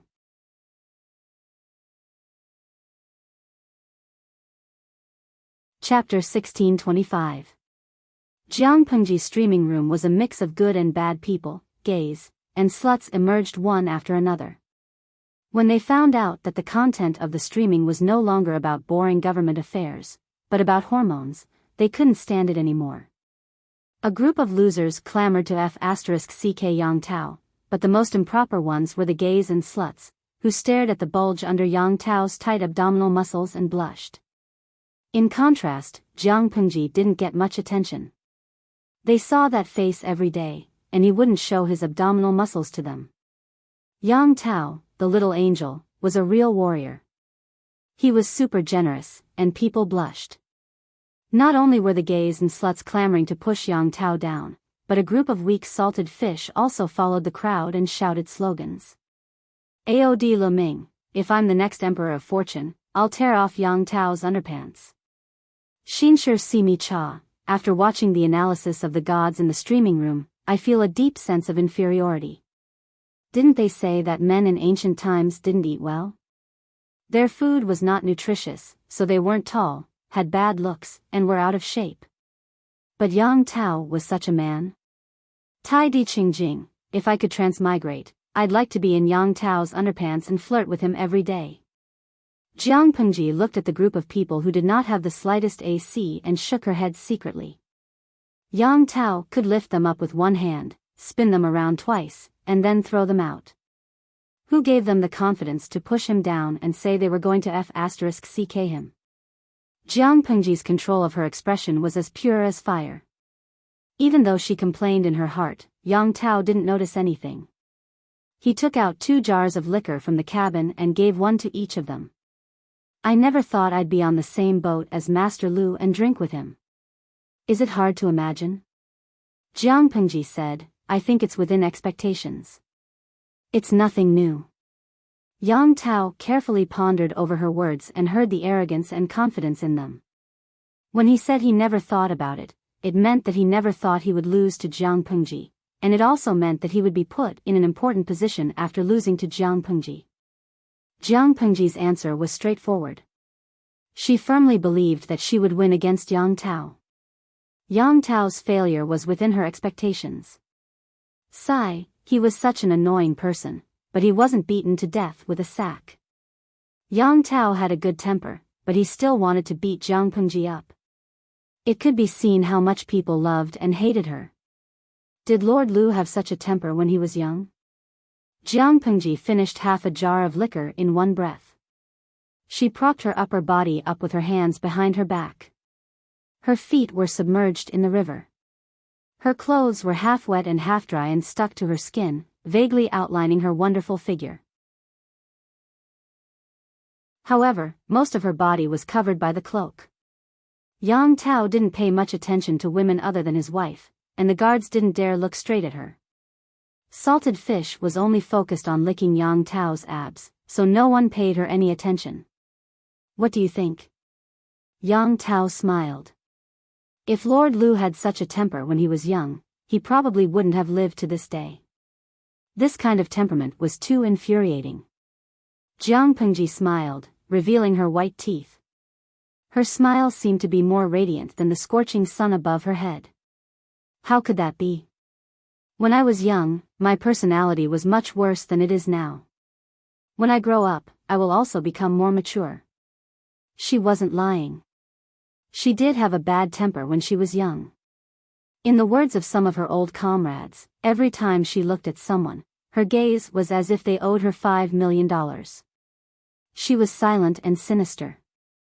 It was just that the image of a quiet iceberg was fine, but once she opened her mouth, she was a chatterbox. She talked until people's hearts were made of glass. Yang Tao smiled awkwardly. Now she was considered mature and steady. How mischievous was Jiang Pengji when she was young. The two of them drank more than 10 jars of liquor. Yang Tao was drunk on the 3rd jar. Although his alcohol tolerance was good, it was based on sake. The after effects of the liquor were not something that could be compared to the sake that had been blended with water. Although hard liquor was good, one should not drink it too much. Jiang Pengji drank the rest of the liquor alone and casually threw the jar into the river. After enjoying the breeze of the river for a long time, she said to the guards, "Let's go back. Remember to boil some soup to sober him up so that he won't catch a cold." When the group of people reached the shore, Jiang Pengji's clothes were almost dry. She raised her hand and hung the god-slaying sword on her waist, returning to her normal attire.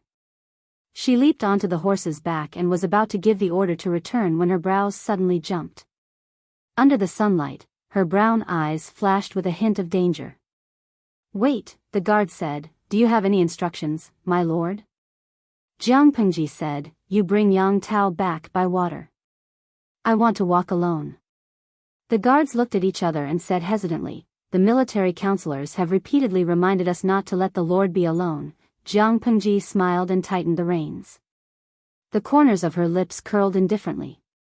"Am I the Lord, or are they the Lord?" Her voice was neither light nor heavy, but it revealed a bit of chilling sternness. The guards knelt on one knee and did not dare to raise their heads. When they came back to their senses, they were shocked to find that the clothes on their backs were drenched in sweat. "I just want to be alone and hunt some prey to go back. I will catch up with you soon. Just report to the military counselors." The guards did not dare to hesitate and could only follow Jiang Pengji's orders. They did not have the guts to ask Jiang Pengji why she sent them away to hunt alone, but the salted fish were not afraid. Jiang Pengji said, "There is an ambush ahead. If they follow me, they will only drag me down. Other than dying, they will not contribute anything else." She did not hide her disdain. The salted fish were speechless. There was an ambush nearby? To be precise, there was an ambush in the forest ahead. Everyone knew that Jiang Pengji was a maverick lord. She loved hunting and drinking. Every time she was free, she would bring people to hunt. It was common for her to hunt alone. She dared to do so because she was skilled and daring. There were people in this world who could assassinate her, but those people were in another world. Based on the combat power of this world alone, she had never been afraid. But others did not think so, especially the enemy. "Gue kai guo fengxiu, I suddenly have an idea. If someone prophesied that she is light and unprepared, although he has millions of men, he will be walking alone in the Central Plains. Like an assassin lying in ambush, he will be alone. In my opinion, he will die in the hands of an ordinary man. He will probably be slapped in the face. Tudu feichio, how is it, probably? He will definitely be slapped in the face. He will be so swollen that even his own mother can't recognize him. How could an assassin be enough for Jiang Pengji's combat power? If he did not bring a mighty army of more than 10,000, how could he touch the hem of her clothes?" The salted fish closed their eyes and mocked Jiang Pengji. She wore a red robe and tied her hair into a high ponytail. She held a bow in her left hand and a god-slaying sword hung on her waist. She went into the depths of the dense forest alone. When she easily hunted down 2 deer, she heard the faint sound of arrows piercing through the air. These hidden arrows were all smeared with poison. Every one of them was aimed at her vital parts. The assassin saw that she did not respond and was secretly delighted. But the corner of his mouth had just curled up halfway when he froze. Jiang Pengji, who should have been shot and fallen, did not fall. He took a closer look and saw that the other party was holding a familiar arrow in her right hand.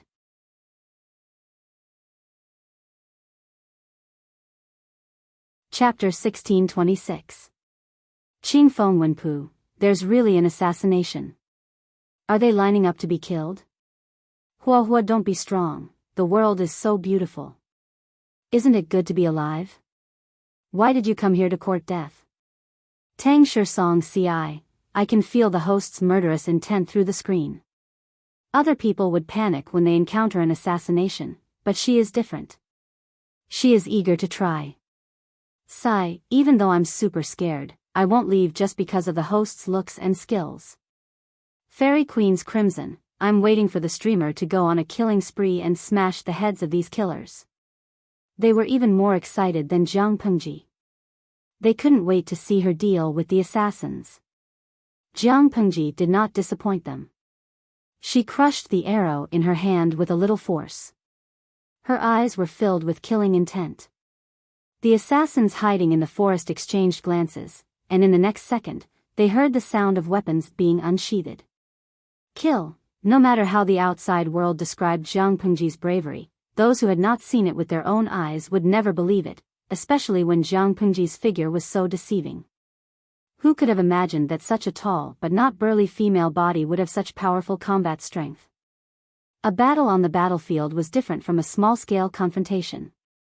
The former emphasized the aesthetics of violence and did not have any techniques to speak of, while the latter relied more on techniques and cooperation. Jiang Pengji was alone and had no guards by her side, but the killers were specially trained men of sacrifice. It was still unknown who would emerge victorious.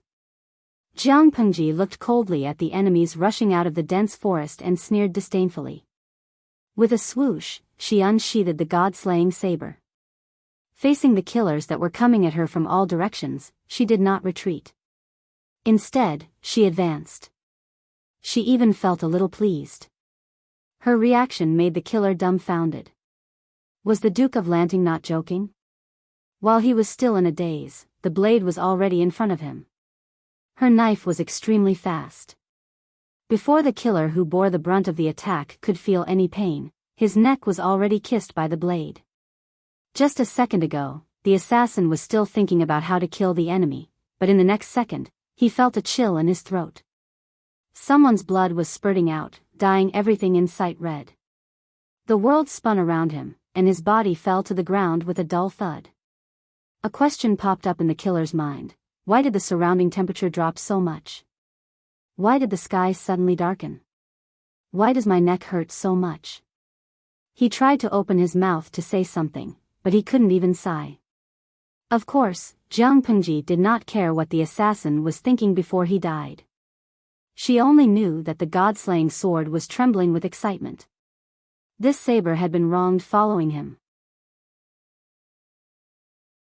It wasn't easy for him to get a taste of meat, so he naturally had to kill to his heart's content. Of course, she knew that capturing the killers alive was better than killing them. If there was no one to command them, the killers wouldn't have ambushed Jiang Pengji for no reason. However, there was no reason to reject the heads that came to her. It was the same to leave one or two of them alive. There were a total of 100 assassins in this group, and every one of them was a meticulously trained death warrior. It was impossible to raise them unless one was from a noble family. Nurturing a qualified killer not only required a large amount of resources, but also a considerable amount of manpower and energy. Ordinary rich families could not afford to raise high-quality death warriors. Jiang Pengji roughly knew their origins as soon as they fought. They were most likely related to the Nanxing aristocrats. Jiang Pengji was mentally prepared that they would send someone to assassinate her. The ancient people of this era could not even accept cremation. They firmly believed that cremation meant dying without a complete corpse, being smashed to pieces, and desecrating the dead. The higher the family, the more they were particular about it. They could not even accept cremation, not to mention Jiang Pengji digging up their ancestors' graves and plundering the deceased's gold, silver, and funerary objects. Even if she had 1,000 or 10,000 reasons, Jiang Pengji had still offended them. They did not make a move earlier because they were not confident that Jiang Pengji would be heavily guarded. What about now? She had courted death by bringing a few guards out for a winter hunt. Unfortunately, Yang Tao was with her. If they could assassinate Jiang Pengji and frame Yang Tao for the crime, they would be able to wash their hands clean and watch Jiang Pengji's power fall apart with a smile. These ideas were not bad, but they had to be based on the premise that Jiang Pengji was really assassinated. As long as Jiang Pengji did not die, these wishful thinking could only be a calculation and not a reality. If there were bystanders watching from the dense forest, they would see a red figure shuttling and dodging among the killers at a speed that ordinary people could not achieve. Every time the blade struck, a bloody arc would be drawn and a fresh life would be taken away. No matter how the killers shot arrows in the dark, besieged, or plotted against her, Jiang Pengji was unscathed. She was even more slippery than a loach. From the dense forest came the jarring sound of swords and knives clashing. At the same time, a group of guards followed Jiang Pengji's orders and sent Yang Tao back via the waterway. Dusk fell. The temperature of the water was colder than on land. Yang Tao suddenly shivered and woke up in a daze. "What time is it now?" Yang Tao asked vaguely. The guard reported respectfully. Yang Tao nodded in a daze. He sat on the deck for a while before regaining some of his senses. "Where is Master Lu?" He remembered that he had drunk a lot of wine. His head was still hurting. Before he passed out, he remembered that Master Lu drank more than him. The guard hesitated and said, "The Lord went hunting. She specially ordered us to escort you back." Yang Tao subconsciously said, "Ah." He did not suspect anything, but he quickly figured out that something was wrong. The number of guards that Jiang Pengji brought out was not reduced. The number of guards that she brought out was not reduced either. These guards were all here. Was there anyone else around Jiang Pengji? Yang Tao did not expect Jiang Pengji to be so bold as to jump around alone. He did not think of this for a moment. Did Master Lu say when she will return? The guard said, "I don't know." Yang Tao asked, "She didn't say?" "It's getting dark. It's not safe outside. If they did not go back soon, someone might cause trouble." Even though she was a feudal lord, Jiang Pengji seemed to have access restrictions. If she spent the night outside without informing her, wouldn't the civil and military officials in her camp go crazy? The guard looked troubled. He said hesitantly, "The Lord did not bring anyone with her." She did not say when she will return. Yang Tao did not react for a moment. It took him a while to digest the guard's words. "Did not bring anyone? What do you mean by did not bring anyone?" Yang Tao's voice rose an octave. The guard lowered his head even more. "The Lord does not like to have people following her. This time, do you know how many people in this world want her life? Even if she wants your lives, you can't leave your posts without permission." Yang Tao was completely shocked. At the same time, he sobered up. His tone was stern, which was rare. "Order Master Lu to turn around immediately."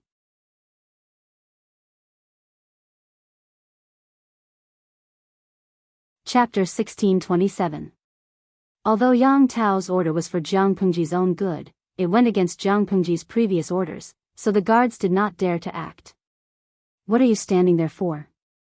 Yang Tao could not understand the guards' actions. If something really happened to someone, it would be fine if they took the blame, but they just had to drag him down with them. Yang Tao did not want to lose his life because of this. "It would be too unjust to die," the guard said awkwardly. "We have no choice but to obey the Lord's orders." "If the Lord pursues this matter," Yang Tao asked in return, "if something really happens to Lord Lu, who among you can shoulder the responsibility?" Seeing that the guards did not give a definite answer, Yang Tao snatched the oar from the boatman's hands. "You can't disobey Lord Lu's orders, and I won't force you. I'll go on my own. You can return on your own." The guards looked at each other in dismay. For a moment, they were in a dilemma. After all, the Lord's orders were for them to bring Yang Tao back via the waterway. If Yang Tao refused to cooperate, no one would be able to back down. After hesitating for a while, the guards still plucked up their courage and obeyed Yang Tao's orders. They turned around to look for Jiang Pengji. Firstly, if they were reprimanded by the Lord, at least Yang Tao would take the blame. Even if she got angry, they would not be directed at them. Secondly, as Yang Tao said, if something happened to the Lord while she was alone, they would not be able to absolve themselves of the blame. Yang Tao was in a hurry to rush back to look for Jiang Pengji, but he did not forget about other things. Send someone to pass the news back first. They had been out for so long, but they had not sent back any news. He did not know how anxious Wei Ci and the others were. Yes. Because Yang Tao had ordered them to turn around, the boatman also tried his best to row the oar. The boat moved very fast. The oncoming wind from the river slapped his face. For a moment, he sobered up from his drunkenness. He only felt perturbed and worried. Night fell, and the last ray of the afterglow fell into the horizon. Yang Tao could only ask the guards to light a torch. They followed the traces left by Jiang Pengji and found the dense forest. Wait, what is this smell? Yang Tao's nose was more sensitive. Before the group entered the dense forest, they could already smell the familiar smell of blood. He couldn't believe it and tried to sniff. The closer he got, the stronger the smell of blood became. Under the light of the torch, the guard also found that there were many traces of human activity in the forest, such as messy footsteps and bushes and weeds that were crushed by heavy objects. Yang Tao looked at the depth of the footsteps and the degree of dryness of the soil. He was sure that these footsteps were left here recently. There were many people. The more he looked, the more frightened he became. Yang Tao couldn't tell what his current state of mind was, because his mind had gone blank. Search. Search for all of them. If he's alive, I want to see him. If he's dead, I want to see his corpse. Yang Tao was suppressing his emotions that were about to go out of control, but the hoarseness in his voice exposed his inner thoughts. Not long after, the guard came back to report that a corpse had been eaten by wild beasts in the forest. Yang Tao hurried over and found a few corpses on the ground that had been dragged and eaten by wild beasts. Heads, torsos, limbs. Every part of the body with more muscle and fat had been eaten by the hungry beasts. The white bones under the skin and flesh were exposed. It made one's scalp go numb. The clothes of the deceased were also eaten by wild beasts, but from the remains of the skeleton and clothes, it could be determined that it was a man. It's not my lord. As soon as the guard finished speaking, Yang Tao replied. I'm not blind. I can tell if it's a man or a woman. Who are these people? Could they be men of sacrifice? He guessed correctly. The guard said solemnly, according to the traces left on these corpses, they are indeed well-trained men of sacrifice. These corpses haven't started to stink. The corpses are slightly hardened, and the blood is fresh. I estimate that they died less than half an hour ago. Less than half an hour ago? Didn't that mean that they died not long ago? Yang Tao's face was darker than the night. A group of men of sacrifice who had just died appeared here, and it happened to be a sensitive time when Jiang Pengji was alone. How could he not be worried? Whether it was Yang Tao or the guards, they all knew that Jiang Pengji had most likely been assassinated. However, there were no traces of her yet. They couldn't determine whether she was unscathed, injured and hidden, or, unfortunately dead. He didn't dare to delay. Except for 2 guards, the others were sent to look for Jiang Pengji. The guards followed the traces of the wild beasts dragging the corpses and found the place where the scuffle had taken place. There were more corpses here. When the guards arrived, there were pairs of glowing eyes in the darkness. Everyone saw the scene clearly with the help of the torch and suddenly gasped. This was a group of wild wolves that hadn't eaten their fill since the beginning of winter. They were probably attracted by the smell of blood from the corpses and ate their fill from the corpses. When the crowd approached, those with sharp ears could even hear the stirring sound of the wild wolves' sharp teeth gnawing on human flesh and bones. Probably because they had eaten their fill, the leader of the wolf pack didn't want to fight with the guards. The 2 sides were in a stalemate for a while. Then, with a howl, the wolf pack left. Looking at the pairs of glowing eyes disappearing into the darkness, 2 of the guards came back to their senses and were shocked to find that they were covered in sweat. When the cold wind blew, their sweaty skin turned cold. It was so cold that they couldn't help but shiver. Yang Tao rushed over when he heard the news. Looking at the messy scene, his expression was extremely solemn. Did you find any traces of Lord Lu? The guard said. The fatal injuries on the men of sacrifice were all left by the long sword. Every slash was so neat and sharp. Only the god-slaying sword in the Lord's hand can do that. We checked the surrounding area for miles. Other than these men of sacrifice, we didn't find any traces of the Lord. Yang Tao said, where is she? You didn't find Lord Lu? The guard hesitated for a while and said, perhaps, the Lord has already gone back. Yang Tao pointed at the corpses all over the ground and said, a rough estimate is at least 100 people. Do you think these men of sacrifice are useless? In his opinion, even if Jiang Pengji was still alive, she was most likely injured and hiding somewhere. They had to find her quickly. The leader of the guards blinked and said hesitantly, perhaps, they are really useless. You're still arguing with me? Yang Tao was furious at the guards who were not skilled in their work. Jiang Pengji was one of the most powerful dukes in the world. Couldn't she find a group of professional and responsible guards? What are these meticulously trained men of sacrifice doing? What are you guys doing? Eating rotten rice? Hurry up and find them. He was so angry that he was going to have a heart attack. The guards had no choice but to continue their search. But they searched all over the mountain and found no traces of their lord. If she was really injured and hiding, shouldn't she have left some clues for them to follow? Yang Tao fed the mosquitoes for half the night. Jiang Pengji leisurely strolled home on her horse. She hadn't even sat down for long when Yan Lin came to ask for her.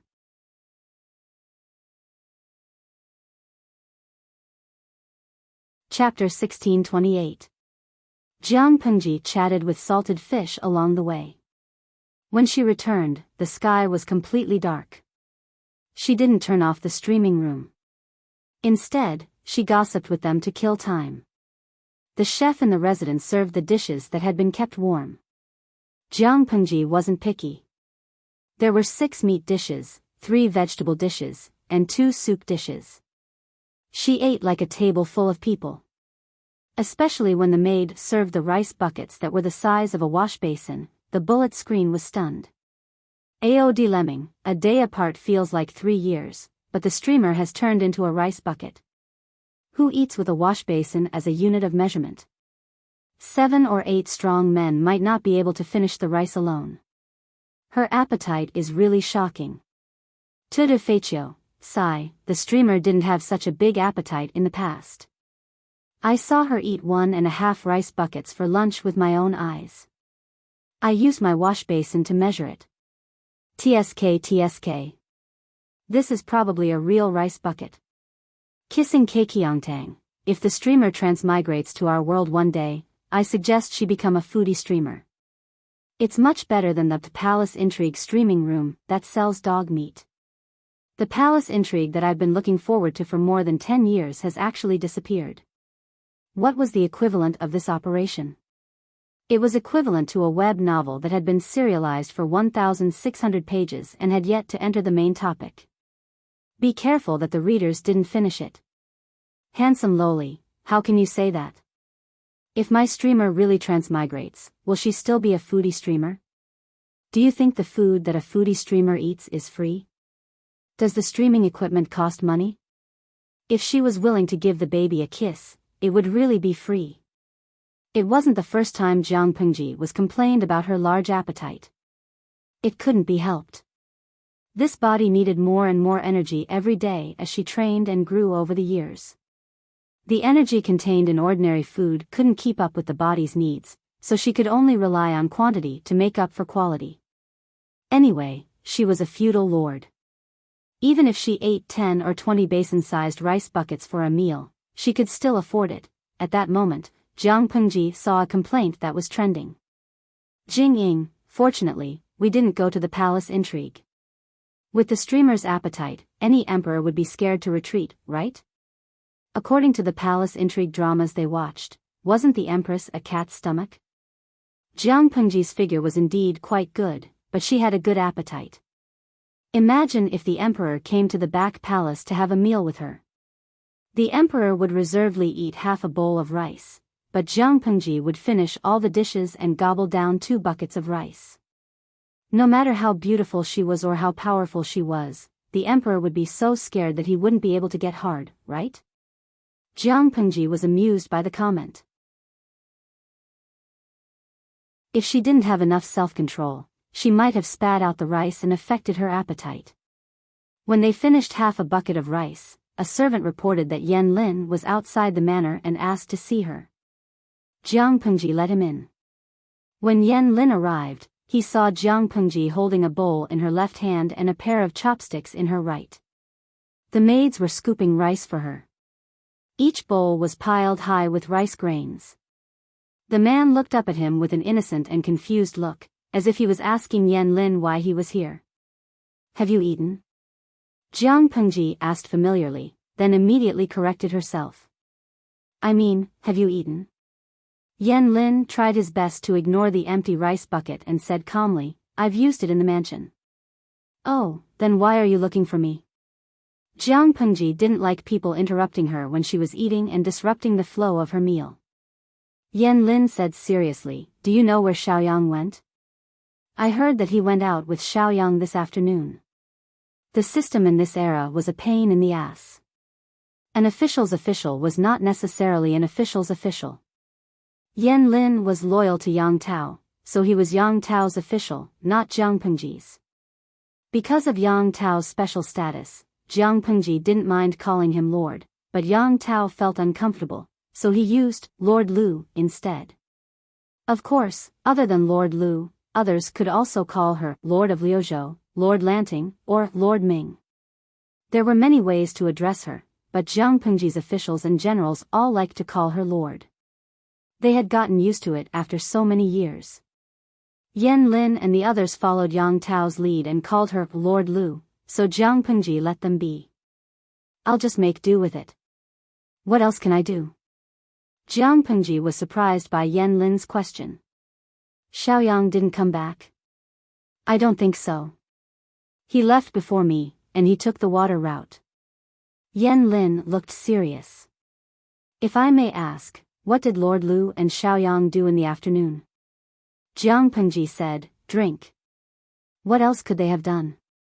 Yan Lin was speechless. Jiang Pengji continued, Xiaoyang can't hold his liquor well. He got drunk after 2 jars of hard liquor. I asked the guards to escort him up the river and came back first. I took the land route and hunted some wild animals along the way. I caught 2 ungrateful animals alive and wasted a lot of time on the road. Calculating the distance, Xiaoyang should have more than enough time to take a bath and take a nap. Why hasn't he come back yet? Yan Lin said seriously, I've searched everywhere, but I still haven't found any trace of Xiaoyang.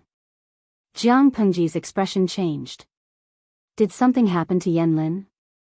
Just in case, the ambushing death warriors not only set up an ambush in the forest, but also on the river. She put down her bowl and chopsticks and led Yan Lin to find Wei Ci and the others. They were looking for Jiang Pengji as well. Why are you looking for me? Wei Ci, Feng Zhen, and the others were livid.